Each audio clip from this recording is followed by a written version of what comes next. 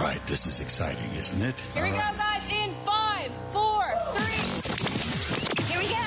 It's time for Joan Esposito. Live, local, and progressive. Thank you for good programming, and I appreciate the content and really enjoyed every moment. It's a privilege to have you on your station and listen. It's good stuff. It's very educational.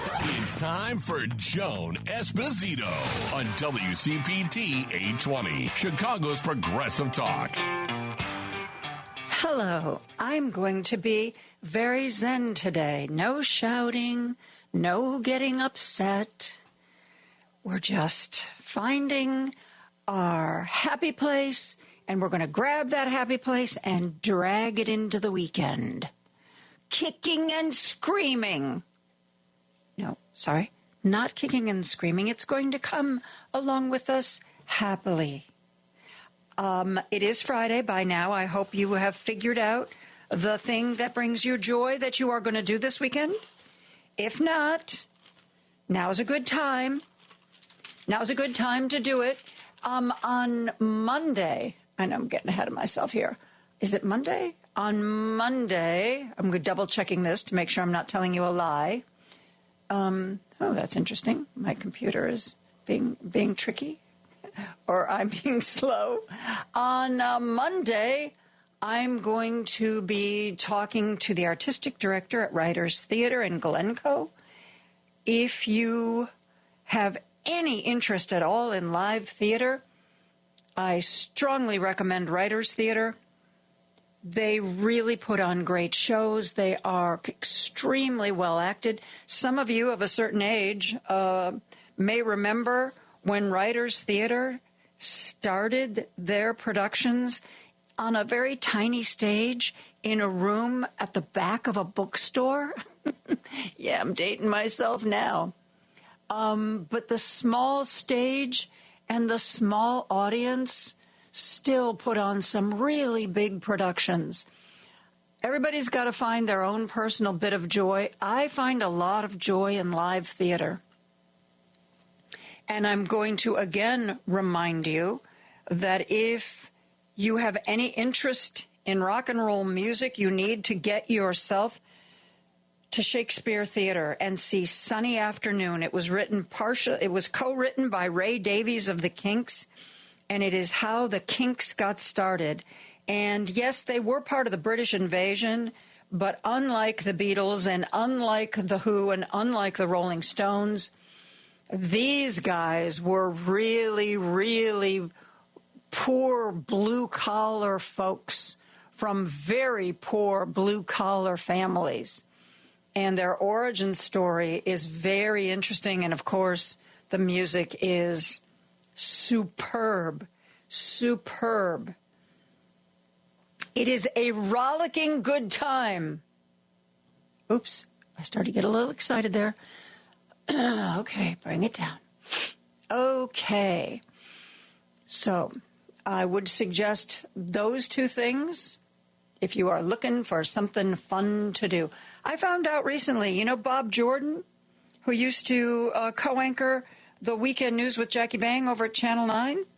I did not know Bob Jordan was on the board of directors for the Shed Aquarium and has been apparently for decades. The Shed is one of my favorite museums in downtown Chicago. So if live theater isn't your thing, the Shed Aquarium is always fun. Okay, I've given you a couple of ideas. You have your homework. You're not going to survive this administration. Seriously, you are not going to survive the next 4 years of Donald Trump if you can't figure out how to find some joy and find something to do that cleanses your mental palate, at least for a few hours. And I'm going to be full of suggestions. And the nice thing about museums is that virtually every museum I've ever heard of has one day of the week where they don't charge any admission. It's fun for free. And in Chicago, a lot of museums will give you a discount if you can show your driver's license and show that you're a resident of Illinois. So it doesn't have to be a big pricey theater ticket, though I will tell you in all honesty, most theater companies sell really low-cost tickets. You know, you may not be in the first 5 rows, but there's a lot of stuff you can do without spending a lot of money. Since despite what Trump has done, we probably, according to people smarter about this than me, we probably are headed for a recession. I am sad to say, because this is no longer anything other than a full-blown trade war with China. And this is not going to be pretty. Ray was telling me that he read somewhere this morning that one of the companies who might be exempted from the tariffs on China might be Apple.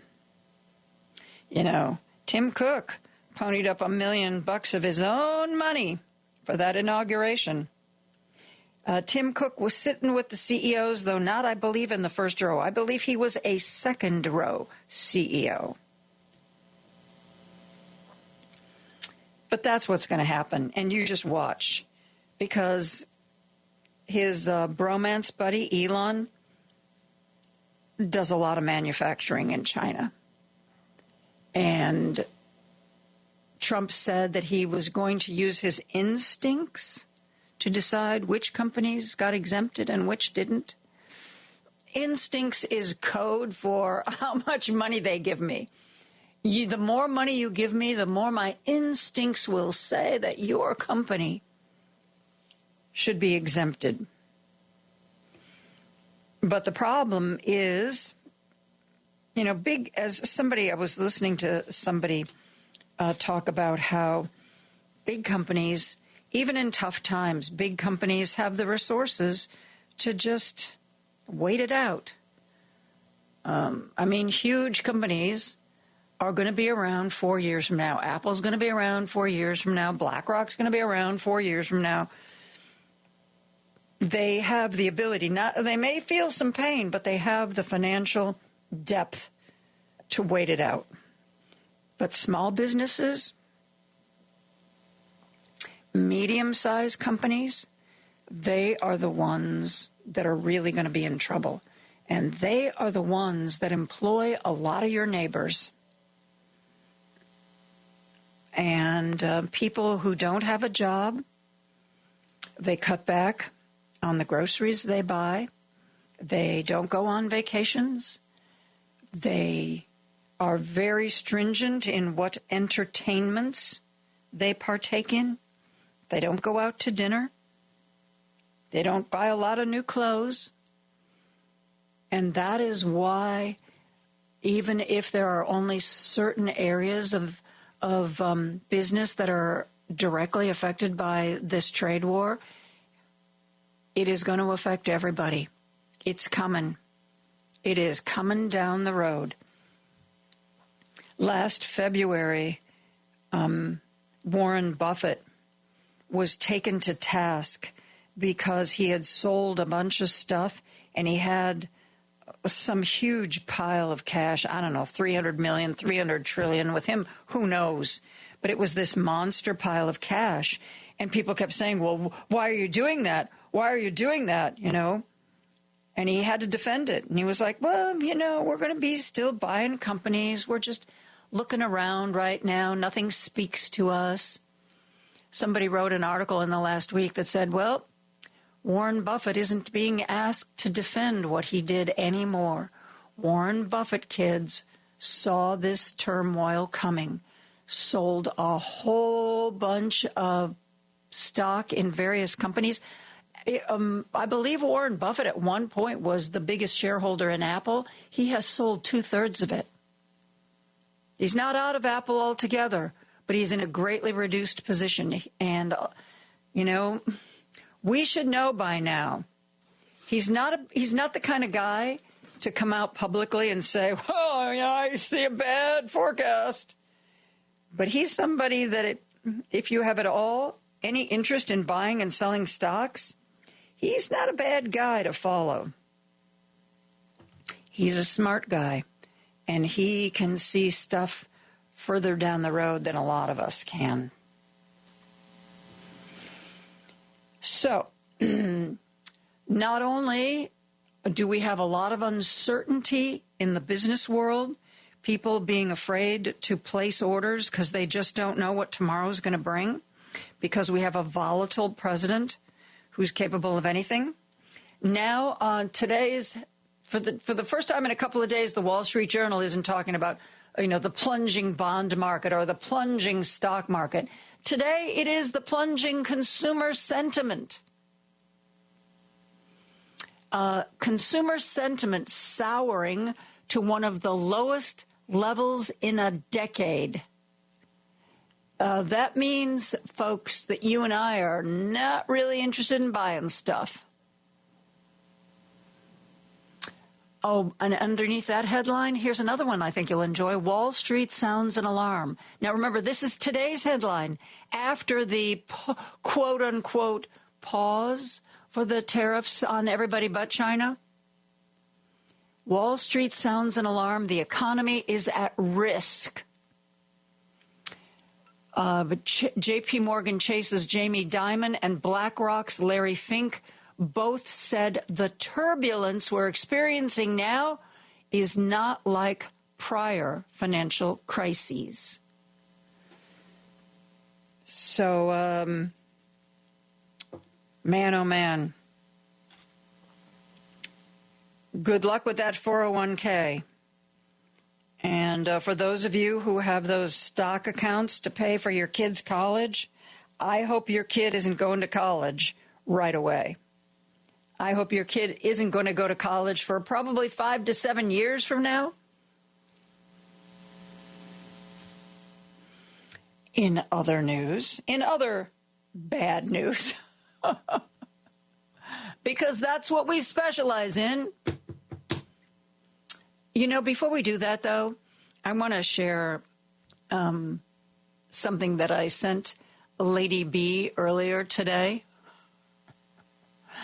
It was a report on the stock market that The Daily Show put together. Yeah. And here's what it does. And this is part of our civics lesson. We all are going to be a little bit smarter. A reporter at The Daily Show observed that, first of all, whenever the stock market does really poorly, Fox News doesn't report on it. There was even a time in the last week and a half, Fox almost always has a ticker, a stock ticker running at the bottom of the screen. They stopped it. All of a sudden, the stock ticker was gone. I wonder if any of their regular viewers called in and said, hey, where's that stock ticker? I'm sorry, we don't know what you're talking about. So here's what The Daily Show realized, that depending upon how the stock market is doing, you can gauge it. No, they won't talk about it. They won't share you the numbers. They won't tell you how much it's going down. But the lower the stock market goes, the more they talk about trans people. It's inversely proportional. The more the stock market goes down, the more time Fox Cable spends talking about trans athletes. Something that I think it's brilliant that they observed this, and they put together a little report so that we have the gauge. They actually broke it into percentages. If the stock market goes down X percent, this is how much of an increase in percent. You'll hear them talk about trans athletes. And the more desperate they get, the more obscure the sports, and some of the information is months and years old. But God forbid, don't pay attention to the stock market. So here I'm going to share with you what the Daily Show put together. So for those of you who know people who watch Fox, if you happen to be at their house, you can figure out how the stock market is doing by the reports that you see on Fox Cable. Listen to this. Yo, what's up, finance fam? A lot of volatility in the stock market this week, so I'm hopping on here to help people who only watch Fox News understand what's happening in the market. Let's get started. Real simple formula. When the stock market is down, Fox News only covers trans people playing sports. That's how you know we're bleeding red. I've looked at thousands of hours of this, and let me give you a tip. The more obscure the sport, the worse the market is doing. If they're covering a trans swimmer in the NCAA, normal market territory. No need to panic. But this week, we got a trans fencer at the Cherry Blossom Tournament in Maryland. A lot of Fox coverage on this, which means the Dow is down a full 4%. But just yesterday, they're covering a trans athlete playing disc golf. That's a pretty obscure sport. It's iPhone footage, there's frisbees, 7% market dip minimum. Doesn't stop there. The market's got worse. We got trans pool players, and not swimming pools, like pool table pools, like what you find in bars or at rich kids' basements. That means 9% dip. But wait, this was in the UK. This is an obscure sport not in America. We're down 12%. Can it get worse? Yes, the footage was from 6 months ago, so that's a minimum 15% dip, bear market territory. If you see Fox News covering a trans person kicking a hacky sack, the market is cratering, 20% dip. In France, 30% dip. The footage is from 2 years ago, full-blown depression. Stay smart out there, folks. Your boy Koss. Money, money, money, money, money. Got that? The more obscure the sport the trans person is participating in, or the age of the footage, 6 months old, 1 year old, 2 years old, then that's how you know the stock market is tanking. Thank you, Michael Costa, for putting that together. Hey, you know what? Got to find some joy in this insanity and chaos. Ooh, I started to raise my voice. We have to find some joy in the insanity and the chaos where we can. Thank you, Michael Costa. Lady B is opening up the phone lines, and I'm going to start reading your text, 773-763-9278, 773-763-9278. And, you know, this is something that I have talked about on the air before, but I've been thinking about it a lot. There's lots of things that Trump is doing that are chaotic, that are dangerous, that are frankly evil. You know, going after universities, pulling their research funding, going after law firms. He is really, really trying to make people afraid.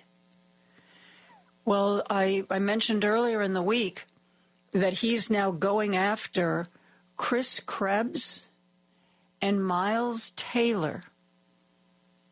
Miles Taylor and Chris Krebs. He is going after them. He believes that they've been doing treasonous things. They were both in his administration first time around.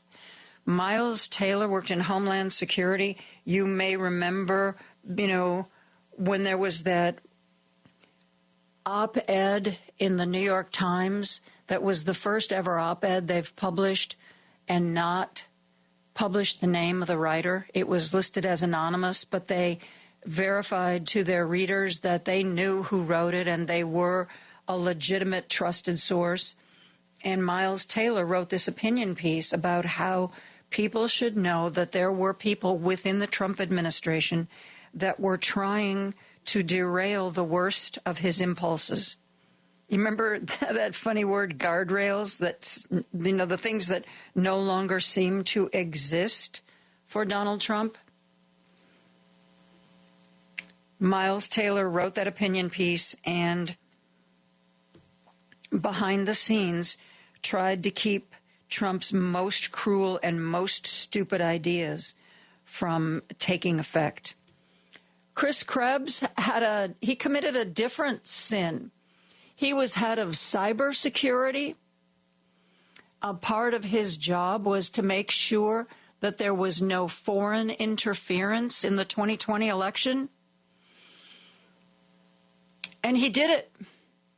The election was safe and fair, and Chris Krebs had the audacity to say so. Donald Trump fired him for saying that, because if the election was free and fair, you can't have January 6th. You can't have the big lie. Donald Trump posted back then the recent statement by Chris Krebs on the security of the 2020 election was highly inaccurate in that there were massive improprieties and fraud, including dead people voting, poll watchers not allowed into polling locations, glitches in the voting machines, which changed votes from Trump to Biden. Many more things. Chris Krebs has been terminated as director of cybersecurity because the election that Chris Krebs oversaw was free and fair, and he had the audacity to say that.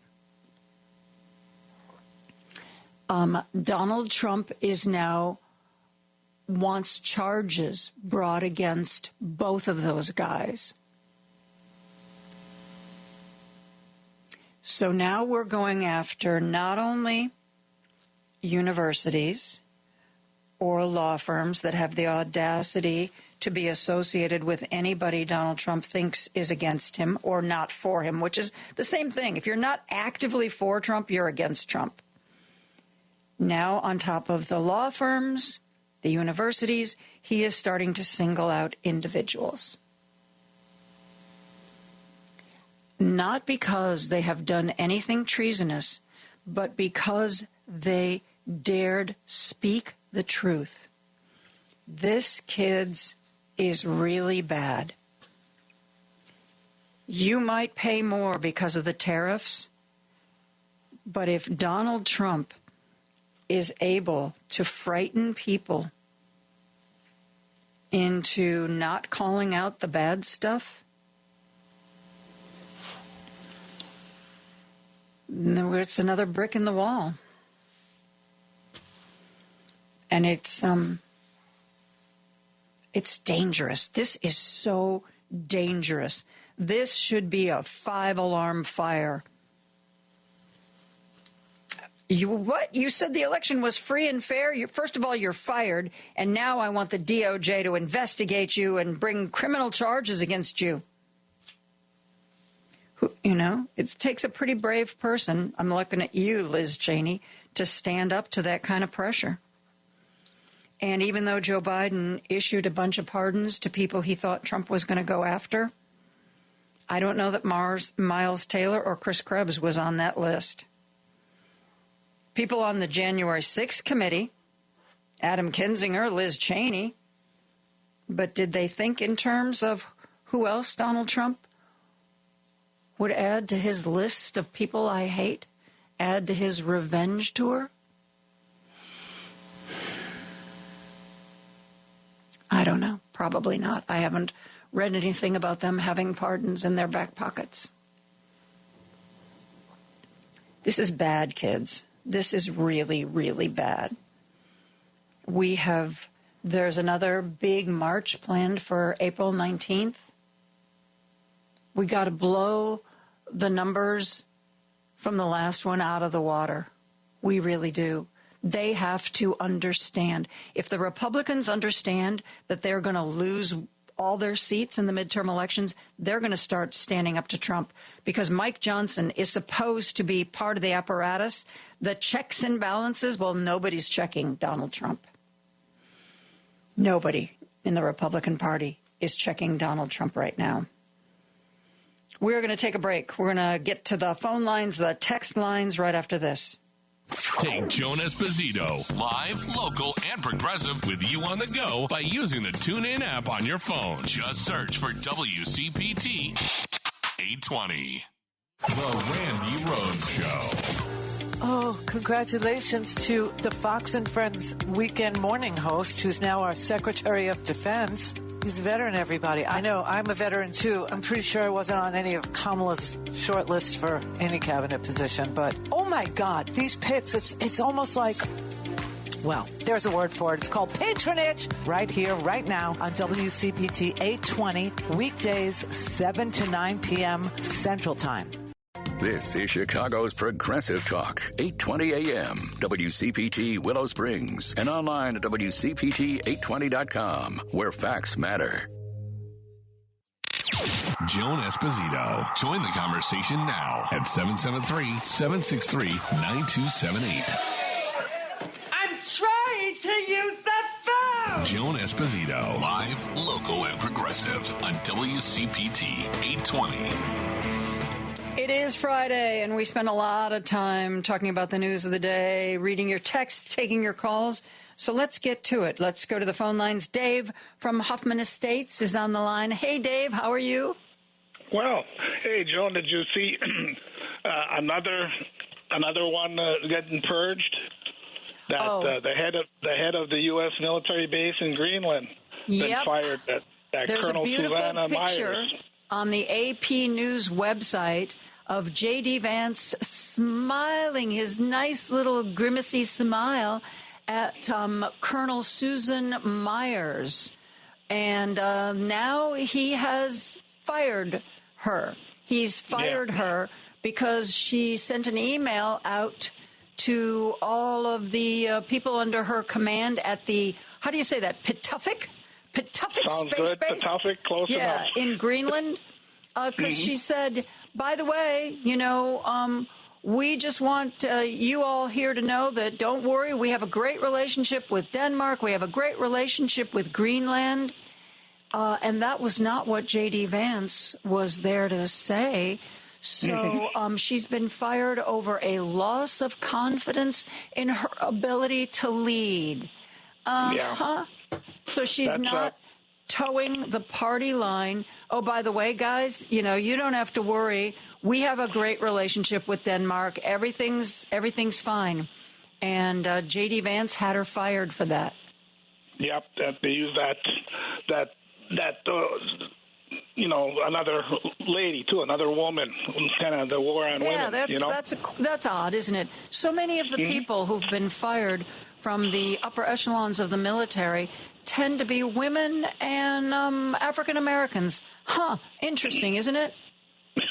Yeah, you would think. Hey, then you see now, so we're Rubio and them with this that activist, that Columbia activist, and he's that Muhammad, whatever, Khalil, from Columbia University, Yeah, and he's just getting it, for his belief, they're violating his free speech, First Amendment right. And I believe Marco Rubio is defending the administration position that it doesn't have anything to do with free speech.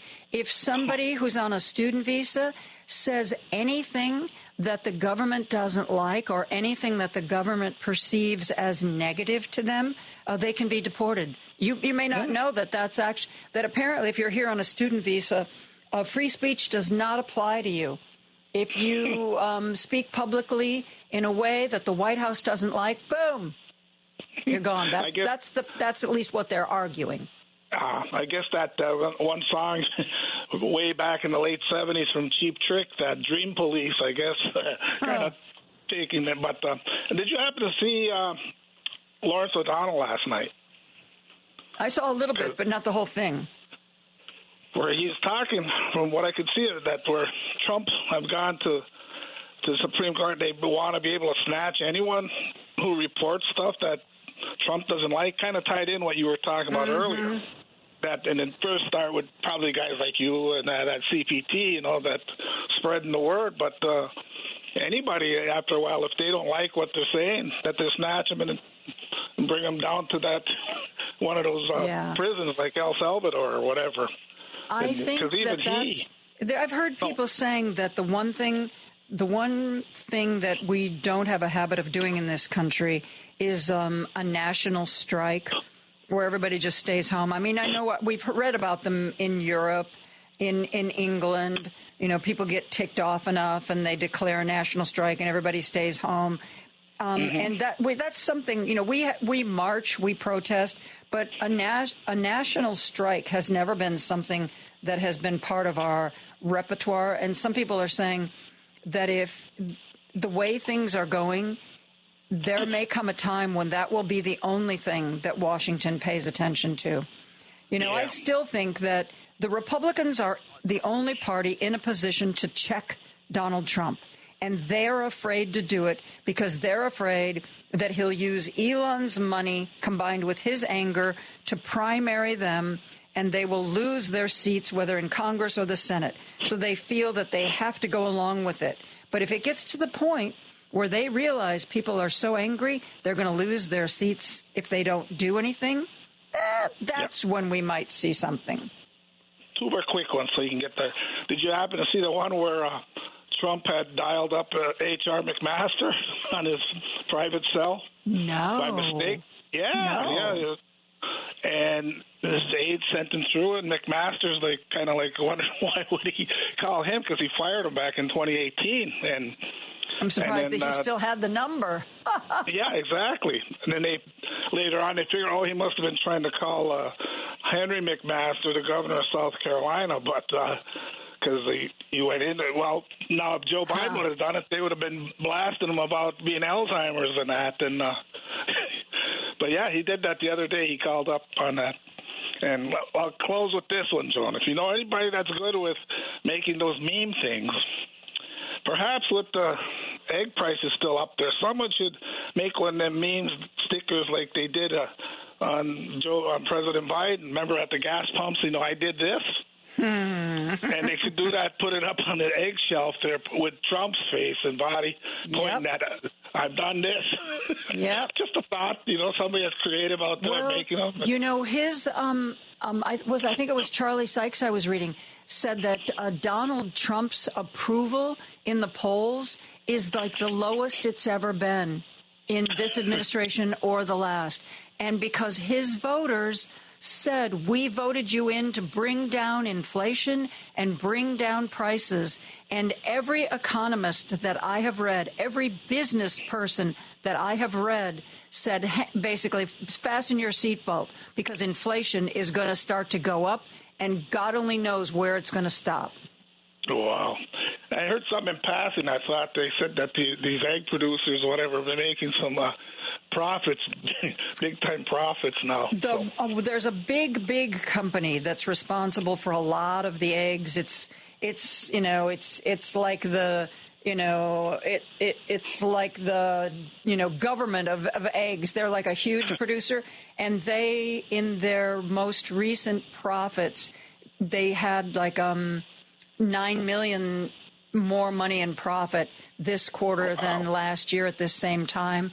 And the article was this one big company is because they're getting some money they're getting some government bailouts, plus they've raised prices by like 100%. But it is the small and medium-sized egg farmers, chicken farmers, who are the ones who are really getting killed. There's one big company that seems to have figured out how to maximize their profits. But most of the companies that are small or medium-sized are getting killed right now. Well, listen, let me clear off. I'm sure others want to get through already, but Thank you for giving me the time, and have a good week, and be well. Thank you. Let's go to our good friend Jim, who's calling from Chicago. Hi, Joan.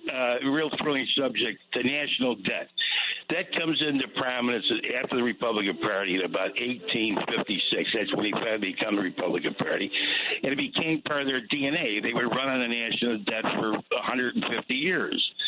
Romney's a good example. When he was at a fundraiser, Republican fundraiser, I guess he stiffed the bartender. The bartender had a tape recording of Romney, and Romney's saying, well, we have the makers and then we have the takers. In other words, the Republicans are the makers and the Democrats are the takers.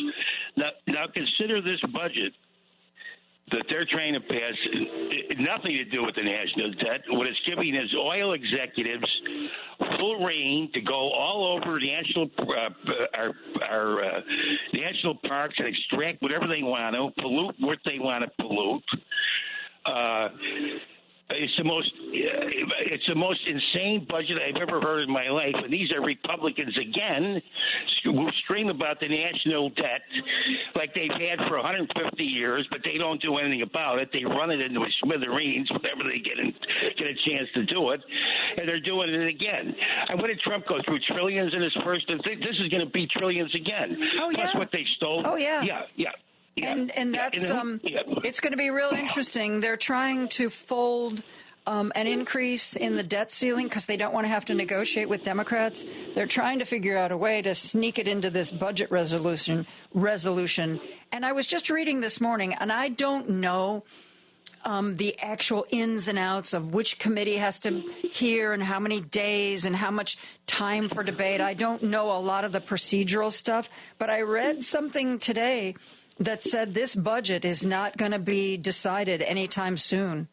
So that the point of the article was Democrats may have more time than they think to try to influence it and try to get it changed. So we'll see. Well, I hope so. But the point is, they're voters. I can't understand their voters. They're dyed-in-the-wool Republican voters. Don't they realize that this is for the rich, by the rich, written by the rich? I mean, how does a reliable Republican voter think of it in those terms? I don't understand it. And this is at the expense of what? Medicare, Medicaid, Social Security, all Democratic initiatives, and they don't think that those are supposed to be watched away because they were Democratic initiatives. Like it makes any difference if they're usable. If they're usable and make sense. But I can't understand their voters, Joe. Anyway. Well, if you ever figure it out, please call me. No, I know. Me. Don't worry. No, that's not going to happen, Mike. That's not going to happen, Joe. But my problem is, you watch any snippet of news, what they do is they put Trump on TV again, with either signing the book, move his hands like a pantomime expert, his hands going back and forth. I mean, how long can you watch that? I mean, Trump said this, and Trump by edict, and Trump by fiat. He's saying this, and he's going to do this, and he's going to do that. He has no idea. He has no economic plan. There's no plan in this. Any economist would say he doesn't have a plan. Every one of them says he doesn't have a plan. There's no rhyme or reason to it. Except that apparently he thinks that he can get a better deal, which he's never made a good deal in his life. My God, his college was a nightmare. His business practices in New York were a nightmare. Yeah. How many people do you know who can actually run a casino into the ground? Right. I mean, good God. And how many people do you know that got 34 felony counts in court and walked out of the place a free man? I don't know anybody that did that. My brother was he had a lot of businesses. If he had 34 felony counts, his hair would be white. He'd be running for Mexico. But anyway, have a good weekend, Joe. Thanks a million, sir. Thank you, Jim. You as well. Greg Lith texted in that there actually have already been, at least one call for a 3-day general strike. Somebody was, I couldn't see the whole thing that you sent me, Greg, so I can't see the who called for it or when the 3 days are supposed to be, but, I don't know. I'm beginning to think. Now, how will that work? Because I sort of feel like I should keep working even if there's a general strike, just so I can tell you what's going on with the general strike.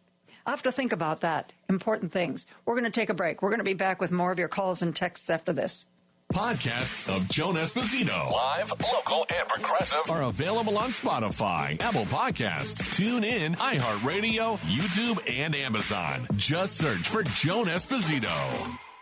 Thanks to our loyal WCPT listeners, the WCPT 20th anniversary broadcast is officially sold out. But you can still enjoy the broadcast by listening to WCPT Radio on Saturday, May 3rd from 11 a.m. to 3 p.m. Hal Sparks will kick things off at 11 a.m., then hand it off to WCPT hosts Richard Chu, Joan Esposito, Patty Vasquez, and Scott Duff at 1 o'clock. Surprise guests from WCPT's 20-year history will also join us. Scroll through 20 years of WCPT Radio with legendary interviews, shows, and pictures on the WCPT 820 website. WCPT's live broadcast is sponsored by Max and Benny's Restaurant in Northbrook, Fazio Insurance, Smart 265, Kane County Dems, Southland Friends of Labor, Democratic Party of McHenry County, and McHenry County Democratic Women. It's the WCPT 20th Anniversary live broadcast Saturday, May 3rd from 11 a.m. to 3 p.m. Only on WCPT 820, Chicago's only progressive talk radio station for 20 years. Chicago's Progressive Talk, WCPT 820, where facts matter. Don't turn that dial. Joan Esposito, live, local, and progressive, returns right now. A fair balance where the facts come out. On WCPT 820. We are taking your calls and reading your texts. Let's go to Ron from Chicago, who is on the line. Hey, Ron. How you doing? One result of the chaos is that there will be no Cinco de Mayo celebration this year because of the fear of the immigration officers. Where did you see that? Because I haven't seen anything about that. Yeah, it was on the news yesterday. Yes, it's television news or local news in a newspaper or television. Television news. Yeah. And Lady B also heard that. Lady B said she saw it on CBS. Wow. You're kidding me. No.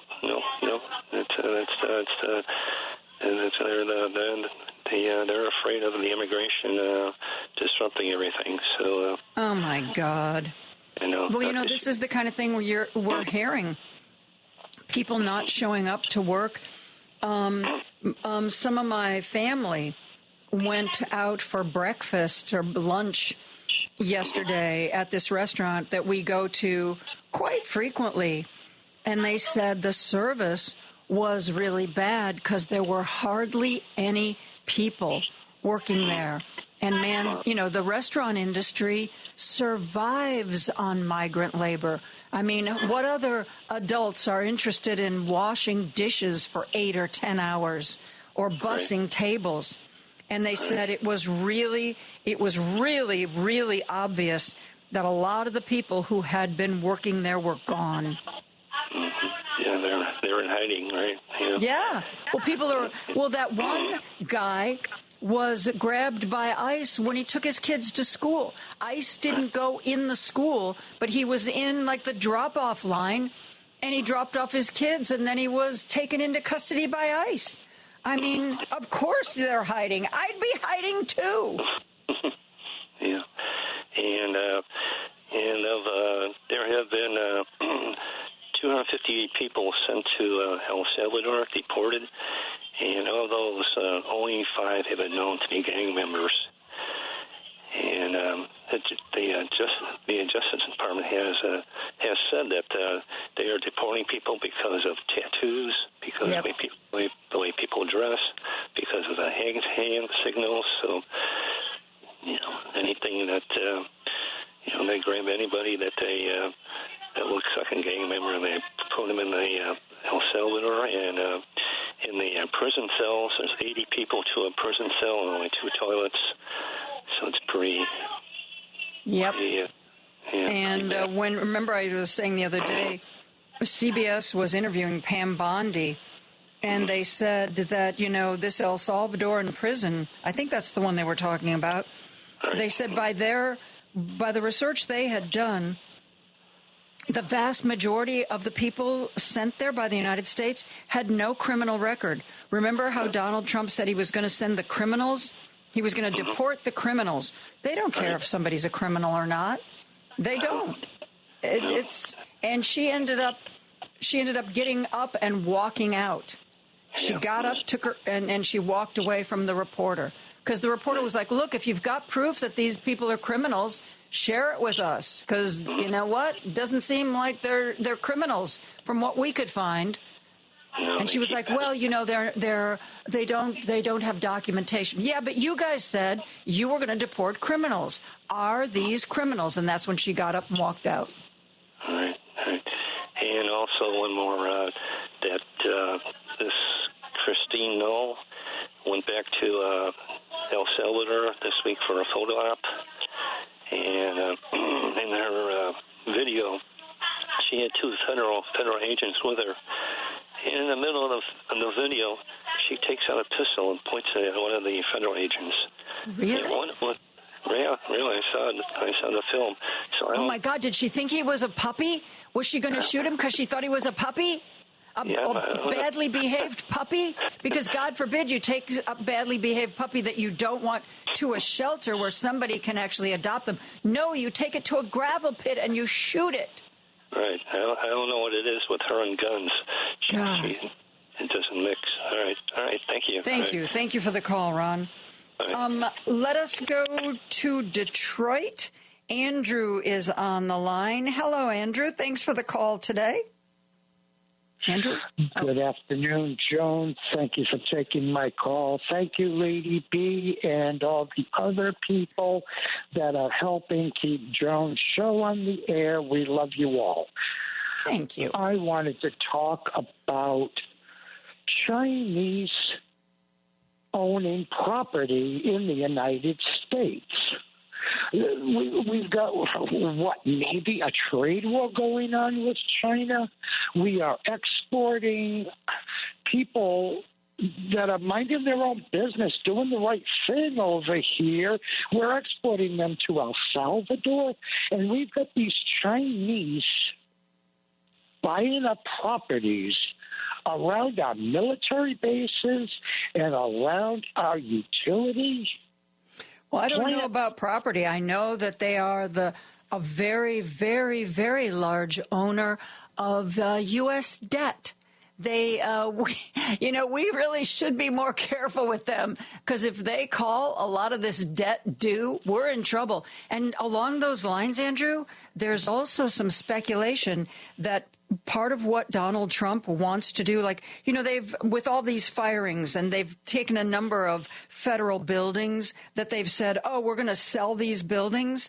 It is believed that not China, but Trump's buddies, his billionaire buddies, want these buildings, which they can get for pennies on the dollar.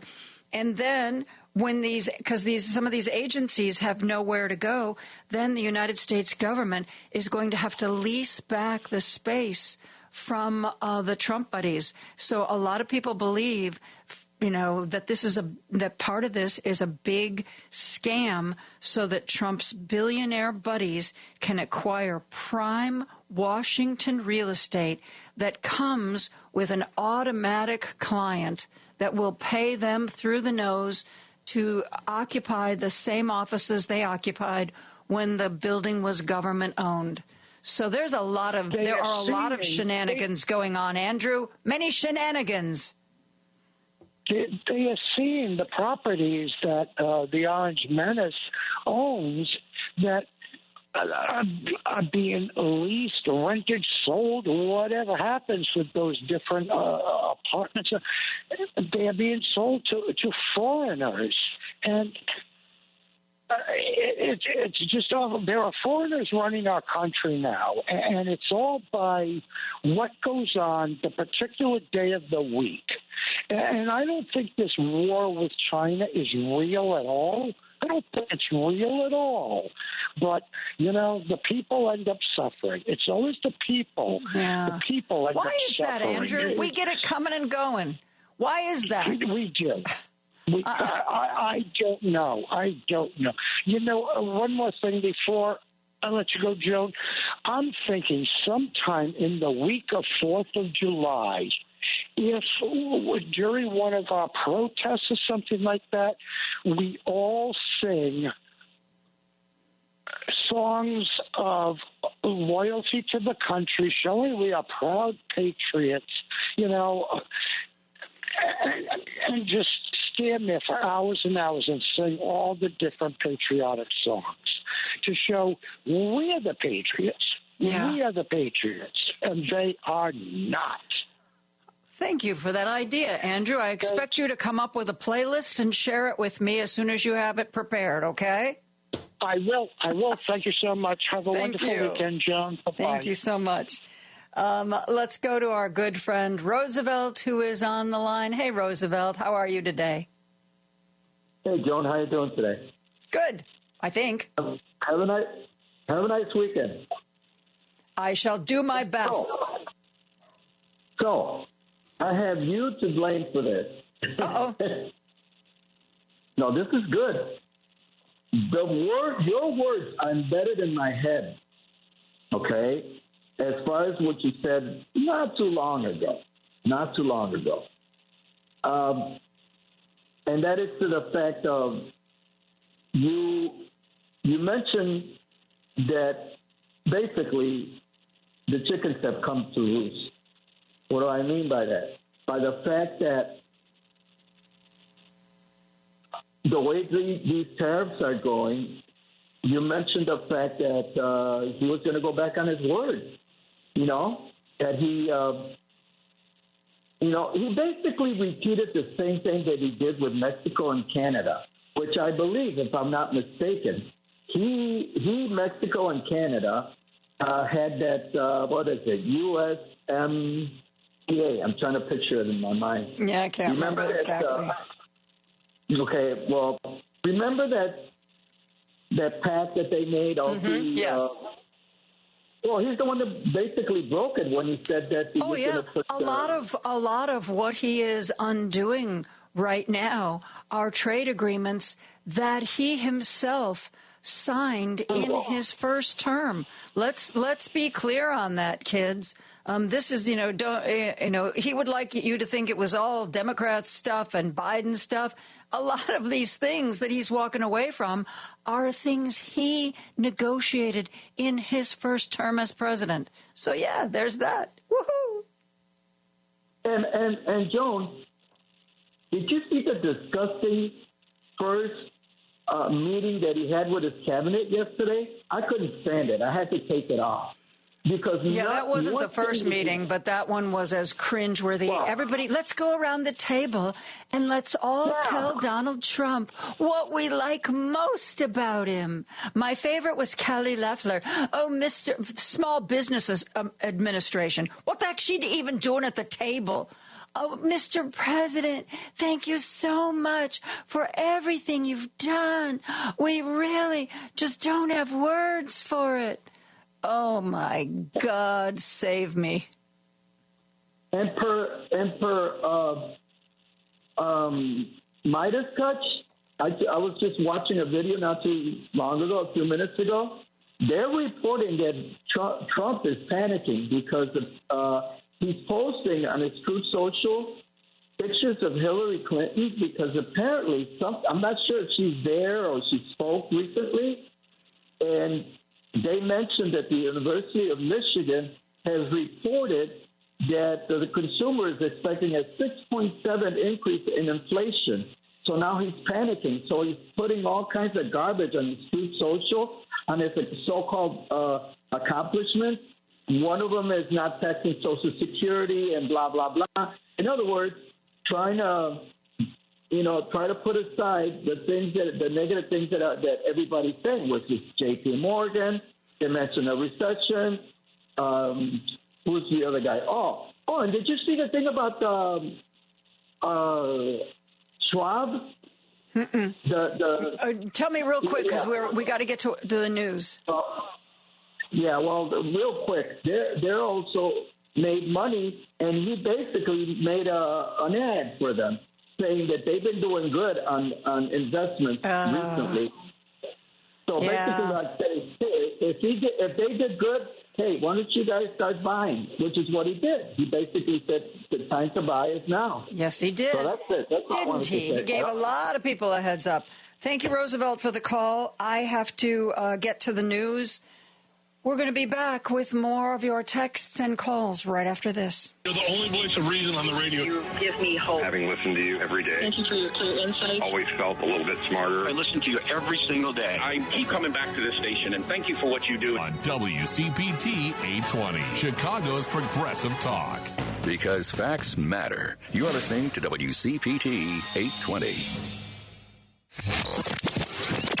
time for Joan Esposito. Live, local, and progressive. Joan, as always, exceptional work from you from, your TV days all the way up to today. You're truly exceptional, and thanks for this great show you have. It's time for Joan Esposito on WCPT 820, Chicago's Progressive Talk.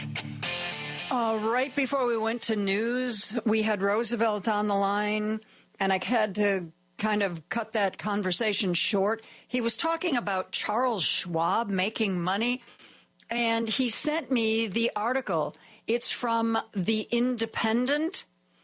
Trump brags to NASCAR drivers that friend Charles Schwab made $2 billion from the stock market chaos. You know how you make $2 billion, folks? You know before it happens that things are going to go up or down. You sell them when they're down, and when you think that maybe your friend, the president, tells you something good's going to happen, you buy at that low price, and gosh darn it, you make a lot of money. Donald Trump bragged that his friend and investor Charles Schwab made $2 billion from the current stock market chaos. In a video posted to X Wednesday, the president introduced NASCAR drivers to Charles Schwab, saying, "It's not just a company, it's actually an individual," Trump told the drivers. The president added that Schwab made $2.5 billion today from the stock market. I wonder how his good friend Charles Schwab knew when to buy and when to sell. Let's think about that. Let's put our puzzler to work on that. While we're doing that, let's go back to the phone lines. Eduardo is on the line from Tampa, Florida. Hey, Eduardo. Hey, Joan. Let me do a little comedy here if I can. Not Sure. the greatest before I get into my serious topic. I'm going to talk about a little bit about they listed the states of how much you got to make in your state to be, ahead on your expenses, the cost of living stuff. I'll get to that in a moment here. But Mike Johnson was caught looking at Drudge. I saw that on the news. You know what? Him and all those people in Washington, they're coming out with a sequel to A Day Without a Mexican. Remember that movie? Oh, God. In 2004? Mm-hmm. I do. So we should force him to watch that movie. It's going to be released sometime this year. They should all have to watch it in the Capitol. Do you think it would change anybody's mind, or do you think they would even care? They would just pretend to care, and then the day after, they were just back to business, Yeah, I think you're probably right about that. That's the attitude they have. I'd forgotten about that movie, yep. Yeah, so they're coming out with a sequel, so just FYI on that. So L.A., you got to have 213. This is thousands. Chicago, Illinois, 91,000. New York, 160. Actually, you guys beat us because I think we're like 190-something, I think. I know we're in the hundreds, but they listed Illinois as 91. So I know you guys beat us on that. On the numbers for turnout? No, as far as the cost of living. How much salary you got to make a year. That's what I meant. Yeah. I see.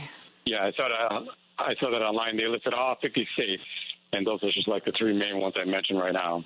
So anybody wants to check out that. So, okay. Yeah, I mean, I was listening to conversation. So, back in the day, you work in a factory, decent wage, you can do the 20% down, and off you go. And now, back in the day, everybody's living under one roof. Yep. And, David Hochberg, last time he was on, it's never a good sign when people start using their credit cards to pay their bills. And David Hochberg, last time he was on, said credit card debt is starting to go up again, which means that people are using their credit cards to pay their bills, which means they don't have the money to pay their bills every month. Yeah, I think we've got a rough road ahead of us, Eduardo. Thanks for the call. I think so, too, yeah. I appreciate it. All right. You know how I'm always telling you that your assignment is to find something to do on the weekend that brings you joy? Carl from Kankakee texted in that there is a big music festival this Saturday in downtown Kankakee at the Majestic Theater. Okay? So if you are in the neighborhood of Kankakee and if you're looking for that thing, that special thing to make you not think about anything for a few hours, that might just do it. We are going to wrap up our discussion, the discussion portion of our show today, because when we come back, I want to spend a few minutes talking. The Robert Wood Johnson Foundation does really, really, really good work, and they have produced a documentary about buying a home. You think it's hard for just run-of-the-mill workers? Imagine how difficult it is for Indigenous Americans. They looked into that. There's a documentary. We're going to be talking to some of the people behind it right after this. Choose Views with Richard Chew. Can we fix our democracy? Absolutely. We have to. We have no choice. Has it been a democracy that's had major flaws and holes in it like Swiss cheese? Absolutely. And do our systems fail us? Yes, they do. It starts with this, guys. Trust me when I say this. It starts with acknowledging that we have these issues and we have these problems. Richard Chew, weekday mornings at 6 on WCPT 820. Hey, Google, play WCPT. Streaming Chicago's progressive talk from TuneIn. Joan Esposito, live, local, and progressive. Every weekday afternoon from 2 to 5 p.m. on WCPT 820. With the help of the Robert Wood Johnson Foundation, there is a new documentary out. It's called From Hope to Home. What we came here for. Man, you think it's hard for a young couple just starting out to buy a home? Imagine the difficulties added on top of that if you are an Indigenous person. Lakota Vogel is an Indigenous leader and also an executive director of the Four Bands Community Fund. Also here is Tammy Granados, who is featured in this documentary, From Hope to Home, What We Came Here For. And they are here to share with us their work, what they want people to know, and why this is important. Lakota, Tammy, thank you so much for being here. Thank you for having us. Lakota, let's start with you. Talk about why this is an important documentary. Yes, thank you for having us. I think you kind of hit it on the nail when you were introducing it. Indigenous people, particularly those looking to own a home, we face many challenges in America. We have a lot of systems that aren't in place, especially in rural America. We don't have private institutions. So in an area like where I represent, the Cheyenne River Sioux Reservation, it's the size of Connecticut, but our banks are, 100 to 150 miles away from major populations. And so we have a lack of home builders. A lot of folks in this rural area just haven't built out that side of their business where they're actually building homes from the ground up. We don't have existing housing stock because we're so close to the colonization period of our communities that we don't have a lot of stock or housing stock passing on from generation to generation. So we are hopeful that this, documentary will shed some light on the unique challenges that we face in our communities, but also shine a light on the opportunities that are here for investment and to highlight, success stories like Tammy Granados. Well, you just set Tammy up very beautifully, just like a radio host would. So, Tammy, jump in here and tell us your story, if you would. Well, I am from the Cheyenne River Sioux tribe. I live on the Cheyenne River Sioux Reservation, and I am a mother, and I was working for a school, and that is kind of how my housing was tied into, and it was I was going to lose that housing because I had grown my family and we had outgrown the allotted amount of rooms you're able to have with the amount of people living in your home. And so I was going to, I was facing some serious rent issues, and there's not a lot around here that you can, there's not a lot of housing options available to you. And the only thing that was kind of open to me was to leave. And so that's not something that I wanted to do. I want to stay here and I want to work for my people. And through conversations and referral, I was able to work with 4 bands to begin the process of securing a mortgage to provide a home for my family. And how does that work? Where did the funds come from? How did you access them? I'll let Lakota kind of... Okay, Lakota, you're back up. Explain that to us. No problem. We get funds, just like everybody else does in America with banking institutions, but many banks have chosen not to lend on reservations because of something called trust land. It adds a little complexity to the collateralization process. So 4 Bands is a lender. We're a community lender. We go out and ask people like the Robert Wood Johnson Foundation for philanthropic funds to give to us so that we can re-lend them, and it's a revolving loan fund. So we re-lend them to folks like Tammy, and then when she pays us back, we continue to revolve those funds back into the community. So in many instances, we have a diverse, pool of funds. It's from philanthropy to private individuals to federal government, actually. I can see where a fund like this would help somebody like Tammy buy a home or rent an apartment. But you guys also mentioned the problem of just not enough housing stock. What are you going to do about that? Yeah, I think one of the things I'm excited about doing is as we build this portfolio, 4 Bands has started mortgage lending in 2019, and we've helped 85 families get into a home. And as those funds revolve and we charge interest to our customers, we're hoping to earn enough revenue to where we can become a major housing developer. Many of our reservation economies are like vertical integration, where we build the plane as we fly it. So we don't have a lot of private housing developers. So we're hoping as we get enough revenue, 4 Bands can become and learn how to develop on a larger scale instead of house by house. This is a wonderful project. Is the point of the documentary to let people know about this effort and, who knows, maybe find more philanthropy? Right. Of course, as a nonprofit leader, I will always pitch for philanthropy, but I do think that it's a lot about just removing the shame from not knowing about the mortgage process. And Tammy does a great job within the documentary to talk about that. In America, we don't graduate high school knowing what a mortgage is.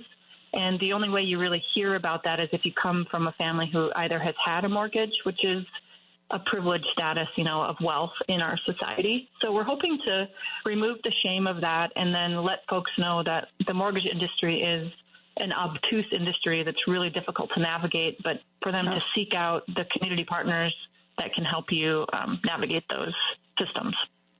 How big is this program? How many people? I know you're in your initial stages, but how many people are you helping now? How many people do you hope to be able to help? Right. I think so 4 Bands does more than just mortgage lending. We do small business lending as well. It's all about access to capital. So we've deployed over $53 million, and the majority of that has been in small business loans to Native Americans. And we just started doing the mortgage lending in 2019. So we hope to continue to scale that, but we also don't want to be the only player in the game. We want other private institutions to lend to our people as well. We're great borrowers, and we want more folks to invest in our communities. Tammy, how did you feel about showcasing what's going on in your life in this documentary? I think for me, I'm very familiar with nonprofit and how it works and how important it is to tell stories in order to continue to gain funding. for your projects. And so I know that it's very important for stories to be told, and I know how often it kind of scares people to be able to do that because as Native Americans, there's so many ways that we have been let down and disappointed in processes like this. However, I think it's the thing that makes it more special is that the Fort Vance Community Fund is community-based, and it is our people helping our people. And I know how important it is to be able to provide more help to more people to tell stories and to allow my community members to feel safer and to feel more confident in being able to do that. Somebody has to start. Somebody has to do it first. And so I guess it was important to me to be a part of that forward movement. Tammy, I just realized I forgot to tell people that you're a member of the Cheyenne River Sioux tribe, and I apologize for that. That should have been right off the top there. Tell me about the Cheyenne River Sioux tribe. Well, we are a tribe located in South Dakota, central South Dakota. It's a land-based reservation, 2.5 million acres, roughly the size of Connecticut. It's very rural, very spread apart. And so it is, but it's also really important to continue the culture and the history and the future of our tribe. So I think that is a part of this narrative, too, is that we want to make sure that we're able to provide, or I want to make sure that I'm part of the story where we can continue to build the hope and, I guess, resilience. And I suppose I'm not sure how to word it financially like Lakota would, but just so that we continue to build our community to thrive and to grow. Lakota, where are we going to be able to see this documentary? Yes, you can go to the Robert Wood Johnson Foundation's website at rwjf.org and /housing justice. rwjf.org /what? Housing justice. Housing justice. Yes. Are there any plans to create? Well, first of all, does the Four Bands Community Fund, is that just right now operating in the Dakotas? Are there plans to expand it nationwide? Right. Great question. I think we are a part of an industry called the CDFIs, Community Development Financial Institutions, and there are over 1,000 in the United States. So there are about 70 of them facing Native communities that have been addressing these issues for decades. So I know there are several in Chicago, but if you Google CDFI, there's a lot of community members organizations like mine that are serving community in the same way.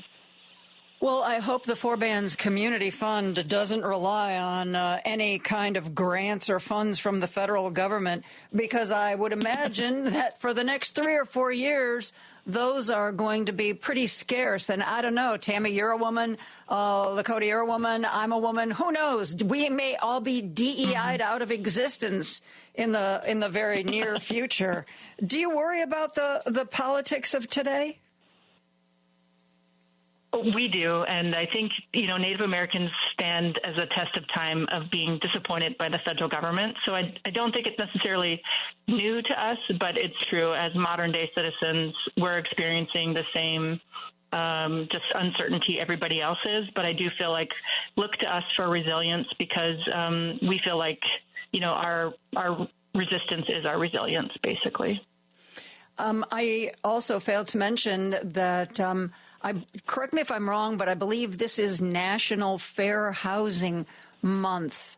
This is a time when, they will name a day like this or a month like this so that people will pay attention to an issue that maybe in somebody's day-to-day life doesn't crop up. But this is the ultimate in fair housing, helping somebody actually have a home, isn't it, Lakota? Yes, it is. This is a good example of that in action. And do you have any plans for any more documentaries? Are we going to continue to follow Tammy, or Tammy, have you just had enough? It's been fun, so we'll see how that works. I think if anything, we want to invite people to our communities to set foot in our homelands, and we welcome any other of the documentary film, videographers that want to share some of our stories. That's wonderful. And I wish you guys absolutely the best. Let's see if I've got the website right. Lakota, if I say anything wrong, jump right in.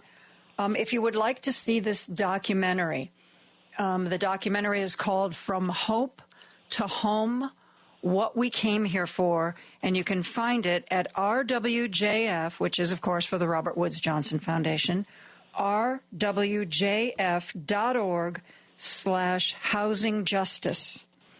Thank you both so much for joining me today to talk about this. I hope a lot of people take the time to look this documentary up, because your stories are so important. All stories of real people and how they're living their lives are so important, and yours is a great example.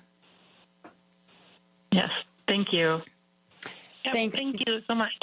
Thank you both very much for joining us to talk about this. I appreciate it. And again, I hope lots of people take the time to see this. We are going to be taking a break, but before we get to that break, I want to remind you, if you did not have a pencil handy and you did not get that address, all you have to do is you can listen to this particular segment. Every one of my interviews is posted as a podcast. Yes, you can listen to my whole show as a podcast, yes, and that's wonderful, and I think you should do that. But if there's a specific story that you're listening to and you say, oh my God, I missed some of that information, or if you hear about an interview I did that you think you'd really like to listen to, somebody from your walk of life maybe, look for Joan Esposito featured interviews. Joan Esposito featured interviews. There's also Joan Esposito full episodes, and you can find them not on SoundCloud anymore. Remember, we don't do that. Now you have to go wherever it is you get your podcasts. Maybe it's Spotify. Maybe it's someplace else. Maybe you've got some cute little app on your phone that gives you access to podcasts. So that's where you go to find specific interviews that you might have missed out on, but really want to make sure you catch up on. Sometimes I say that at the end of the show, but I've been reminded that not everybody is, not necessarily everybody is listening at 4:55, so it might be nice if I mentioned this kind of information at different times during the day. Well, so as long as I seem to be on a roll, I have a few seconds left before I go to break. Let me also tell you that show we're doing at Max and Benny's for the 20th anniversary, yes, the tickets are sold out. You can't go there. But remember, we're going to be live. We're going to be broadcasting live. So again, where you get your podcasts, TuneIn Radio app, open up your computer, go to WCPT820.com, click on the Listen Live button. We're going to be on the air live from 11 to 3. First couple of hours are going to be hosted by Hal Sparks, who is always fun. And the second 2 hours, it is going to be an extravaganza. Patty, Richard, Scott Duff, me, and special guests are going to be the focus of this second 2 hours of our 11 a.m. to 3 p.m. broadcast. That is the first Saturday in May 3rd, from 11 a.m. until 3 p.m. And now I've run out of time, so now we have to take a break. I'll be back with more after this. There's no excuse to miss Joan Esposito. It's number one on my stereo. Live, local, and progressive. You can listen to her daily at WCPT820.com on your computer or phone. This is Chicago's Progressive Talk, 820 AM, WCPT Willow Springs, and online at WCPT820.com, where facts matter. Joan Esposito, live, local, and progressive on WCPT 820. I am joined by Professor Philip Braun, who is a clinical professor of finance at Northwestern. And I'm really, I'm glad you're here, Philip, and I'm very sorry that the Trump administration is threatening or has pulled some funds from you guys. I don't know why. Yeah. I thought for some reason Northwestern might escape the administration's notice, but you're just too highfalutin, Philip. That's possible, but thank you for having me on. And, as a professor of finance, I want to talk to you about inflation and prices. Yes, Donald Trump imposed tariffs, backed off on some of them, but I've been reading with a very limited knowledge base here, but I read the Wall Street Journal, I read other financial postings, where a lot of CEOs still believe that inflation is going to get worse and that we may very well still be headed for a recession. Can you talk about what causes those things? Well, in this instance, tariffs, the tariffs that are still in place will cause prices to go up. And in terms of economic growth, rising prices for many different goods will cause consumers to buy less. As consumers to buy less, corporations will have to pull back, and as they pull back, then they'll have to lay off and push this into a recession. That's the famous uncertainty that I've been reading so much about. Most of the reading I've done about that has been in the context of especially small and medium-sized businesses who, are trying to plan months ahead as far as stock and inventory and raw materials. And when you don't know what the costs are going to be, it makes it all but impossible to really plan. Is this going to really take a toll? Are we going to see small and medium-sized businesses just close up shop?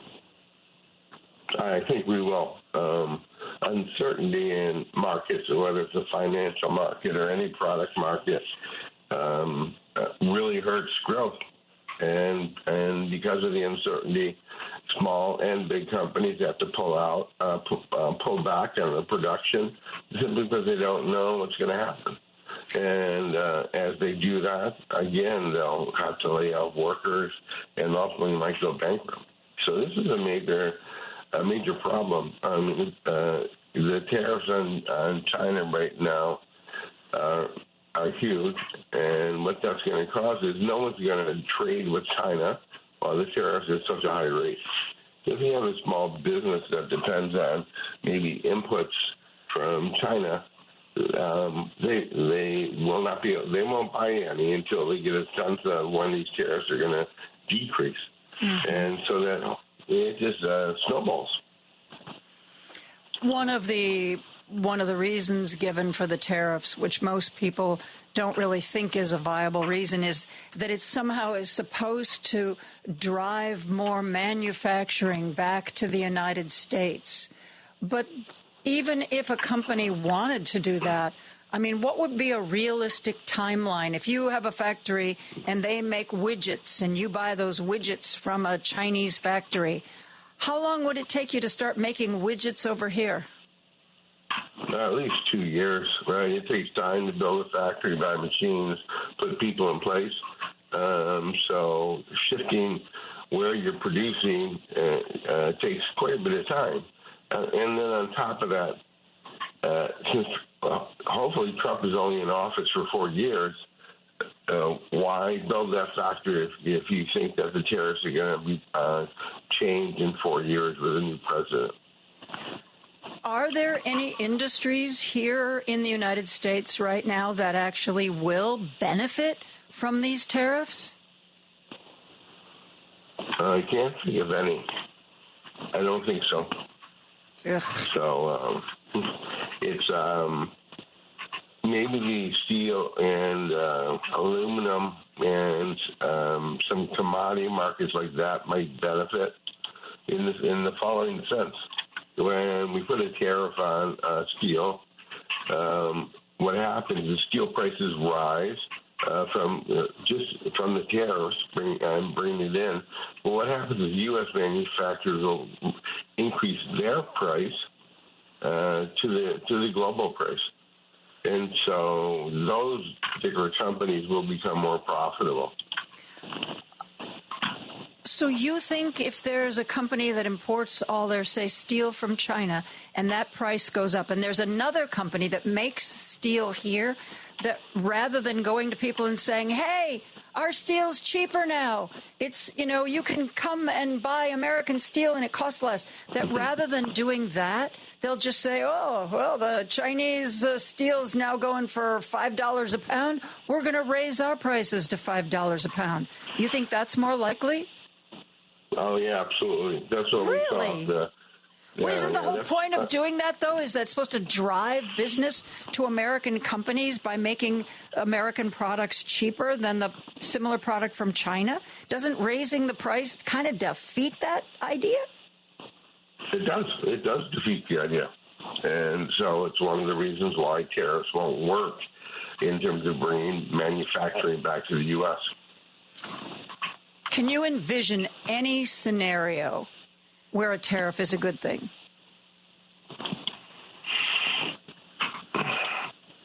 I can envision some scenarios where tariffs are a good thing, but you need to attach with the tariff some sort of industrial policy, government industrial policy. And this is what we see other countries doing around the world. So Korea, for example, dramatically increased their capabilities in steel production. That was a concerted effort by the government to do that. It's a combination of industrial policy, providing low-cost capital to the sector, along with tariffs to keep foreign steel out. And ultimately, then, they became a global leader in steel production. So what would that government sort of intervention, what would that look like here? Well, I think the semiconductor sector, trying to, the government supporting that sector through actual investment and encouraging foreign semiconductor producers to come to the States, that would be an example of a potentially successful industrial policy rather than a tariff policy. Are there any industries or are there any goods, the prices of which you keep an eye on because they're sort of a canary in the coal mine? Like, oh, my goodness, X is falling apart. That generally bodes poorly for the rest of the economy. Is there a canary in the coal mine as far as any kind of goods or any kind of industry that you look at? I think everyone's been looking at the prices of eggs, but that's very domestic. In terms of what prices to look at to monitor the effects of the tariffs, I think the number one would be car prices. We can expect car prices to start to increase fairly soon. So the question is by how much, and do we see U.S. manufacturers here manufacturing completely here? Are they matching the prices of the foreign cars, which have to increase their prices? So I think the canary will be these car prices. I read in the last week that the manufacturer of Jaguar said that they are going to stop for the time being exporting Jaguar cars because they figure if prices go up, they're not going to sell a lot of cars, and maybe if they wait long enough, prices will go down and it'll be a better market. Do you see that being a typical response to this uncertainty we're living through? I wouldn't say it's typical. I view it as extreme, but I can imagine companies like Jaguar and Land Rover doing this because there's so much uncertainty.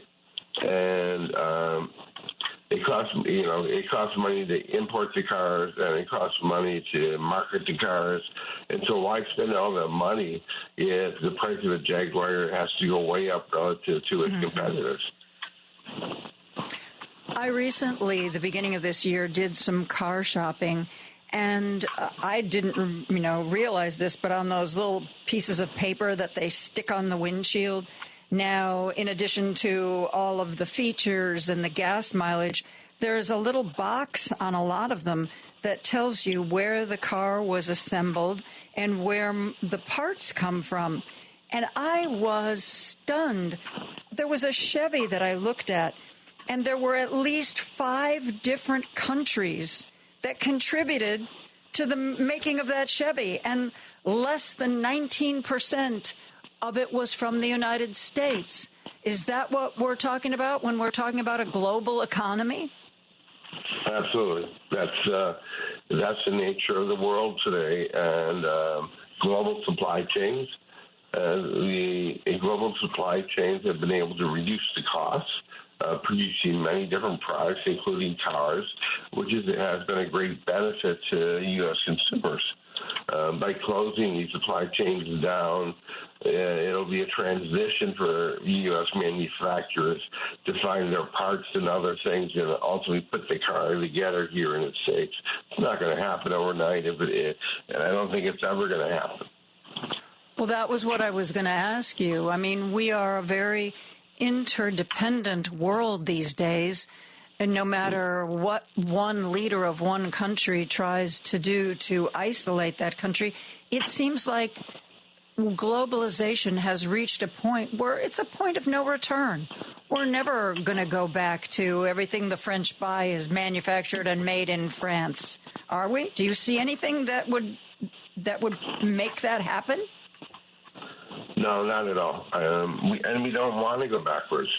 Right? Global supply chains, global manufacturing, the global world today has been very good for workers and consumers around the world. And we don't want the U.S. to step out of that picture. But the U.S. will, if these tariffs go through, the U.S. is simply going to isolate itself, which seems to be what Donald Trump wants. Many different policies, even besides the tariff policies, indicate that Trump wants to isolate the U.S., and he can isolate the U.S., but the rest of the world is going to go on. And we see this, for example, because of the tariffs and other things that the Trump administration is doing. This past week, we saw that bond prices fell dramatically. And this occurred because many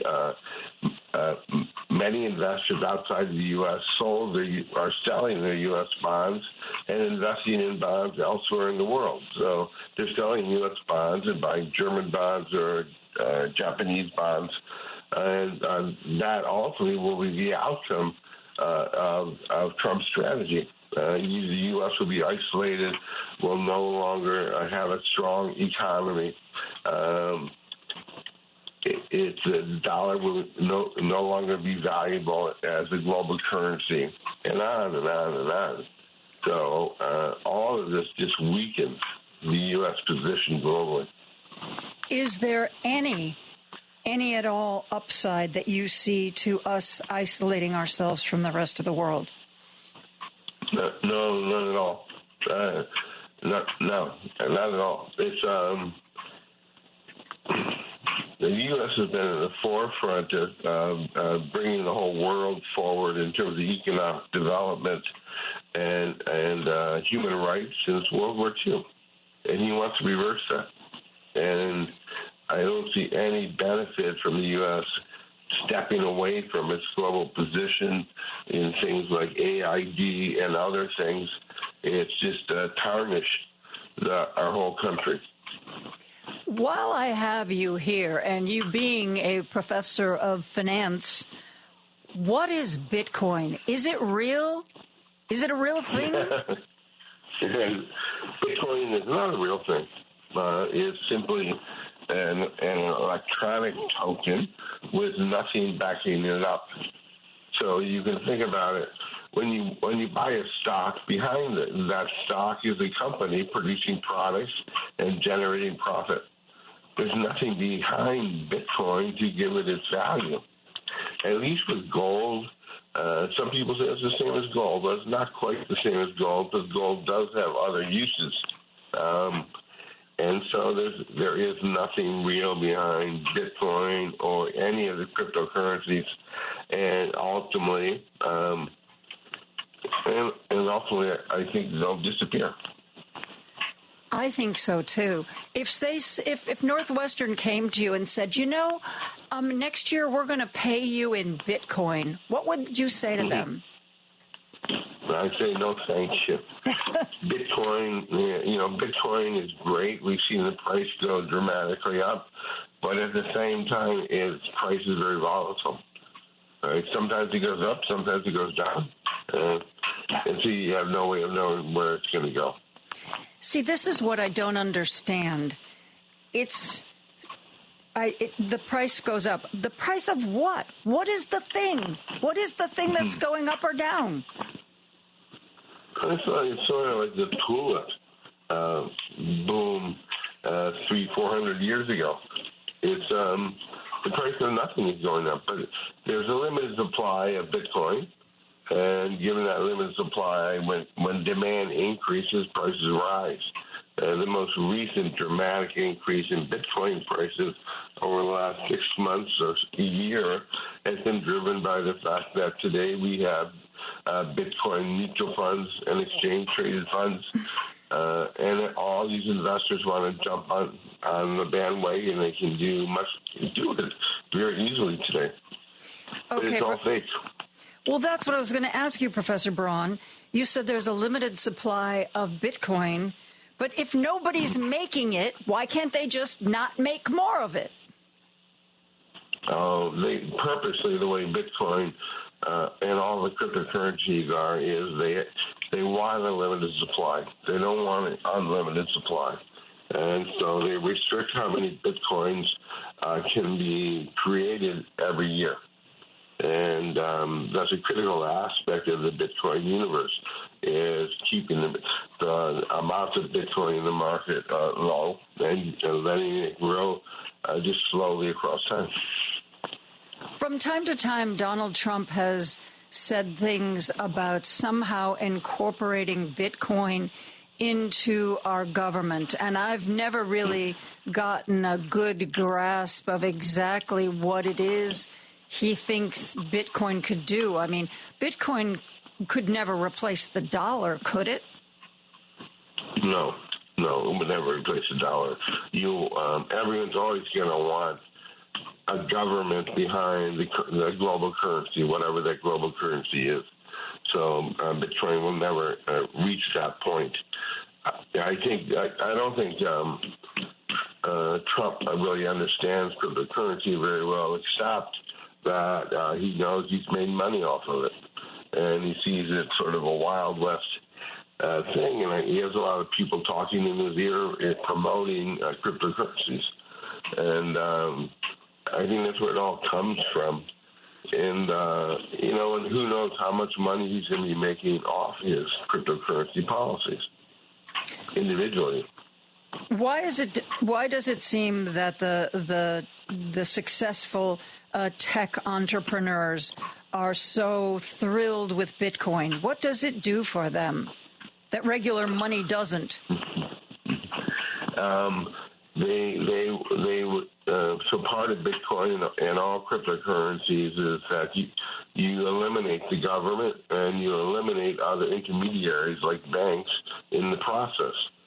So that's why they like it, because you're going around the government, you're going around the banks, and so it's that's what they view as one of the benefits.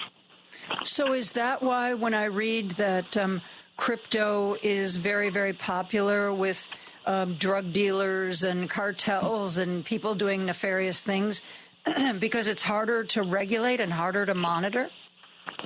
Oh, yeah, absolutely. Right. So ownership of crypto is all the numbers and codes.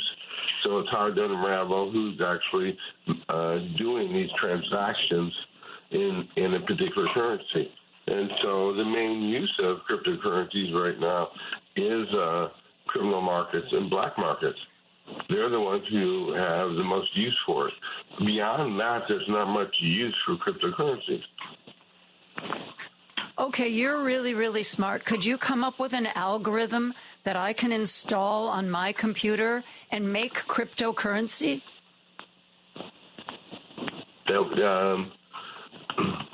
Yeah, and I think many people could, right? And that's what Donald Trump did right before he got elected.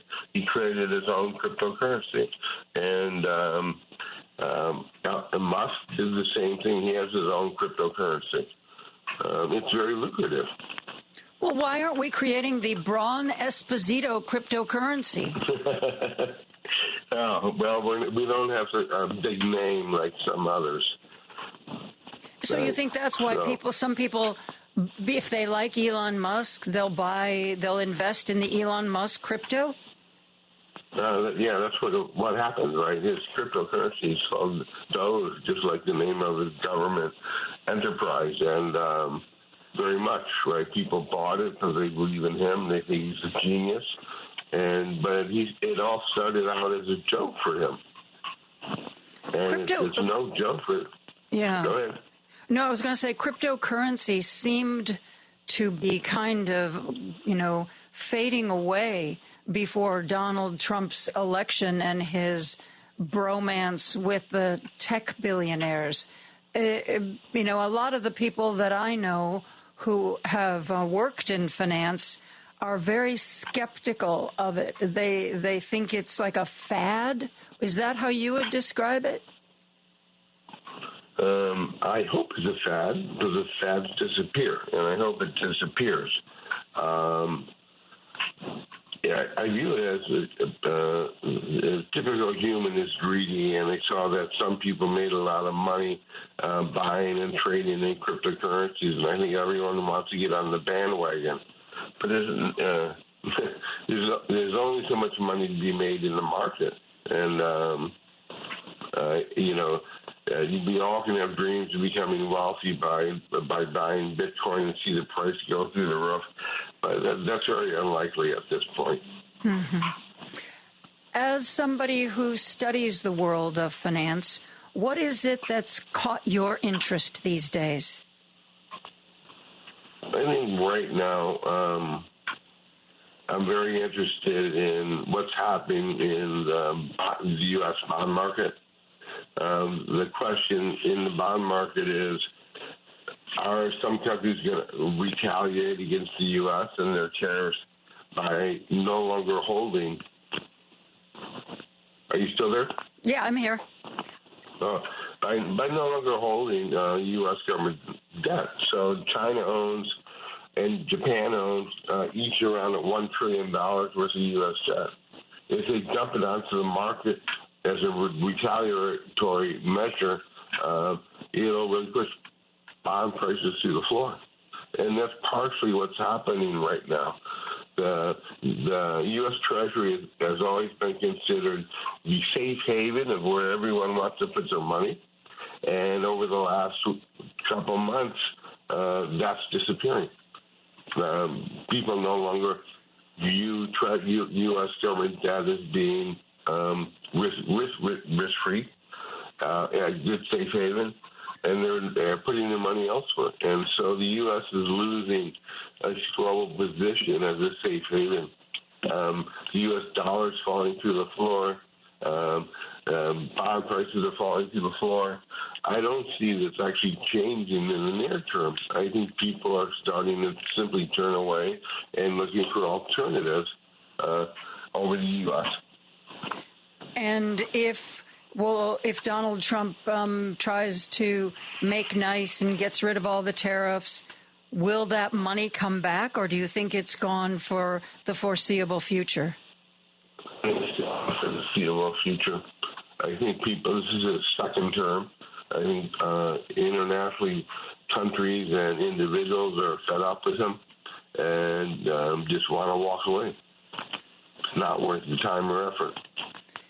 So if you had to make a prediction about what the economy is going to look like for the next year, what would it be?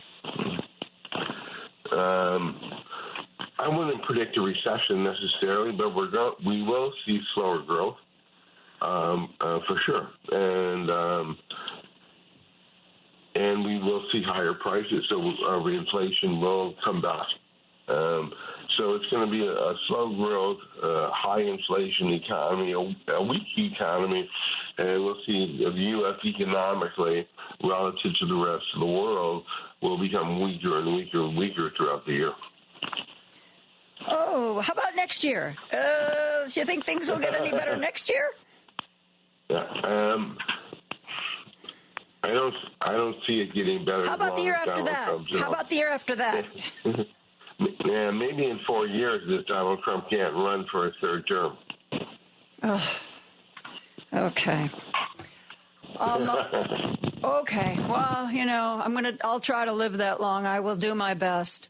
For those of you listening, the Joan Esposito crypto is probably going to be making its debut in the near future. Stay tuned. We'll give you all the information on what you need to do to buy it. Until then, Professor Braun, thank you so much for being with me today. You're welcome. Take care. Thanks for having me. You take care, too. That's Professor Philip Braun, who's a clinical professor of finance at Northwestern. Finance is something that we are all learning about, whether we want to or not, isn't it? Yes, sadly, it is. We are going to take a break for news, and when we come back, we are going to talk to somebody who's one of our regular guests, Michael Kelly, who's a professor of law at Creighton University in Omaha. We have been talking to Professor Kelly for a very long time. One of his areas of expertise is Ukraine and Russia, and he has been doing some writing and been a part of articles on Ukraine and Russia. We are going to be talking with him about I want to talk to him about Donald Trump and Vladimir Putin. It seems that relationship is at the very least strained, if not indeed broken. But we'll see what an expert has to say about that. Like I said, we will be right back after the news.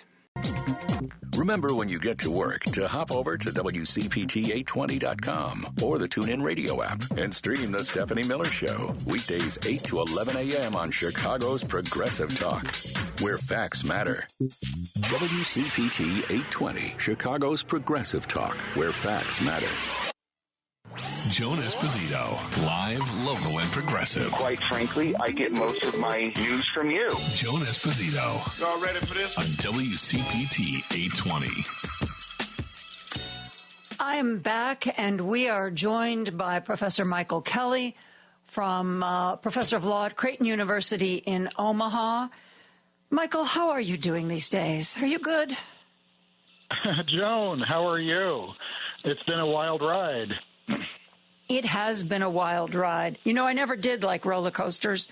I never liked them even as a child. I never liked them. And I certainly don't like them as an adult. I went to see my doctor like a week ago. My doctor yelled at me and said that I wasn't doing enough self-care. I said, you try doing my job and do self-care, buddy. Yeah, you need to do 4 years worth of self-care because this ride's going to be a long one. Along those lines, I want to talk to you. You know, Donald Trump said that if he were elected, the Ukraine war was going to end on day one. And then he got in there and announced it was a little trickier, was going to probably take a month. Then he stopped making statements, and people in his administration said, well, you know, you really got to give him 6 months.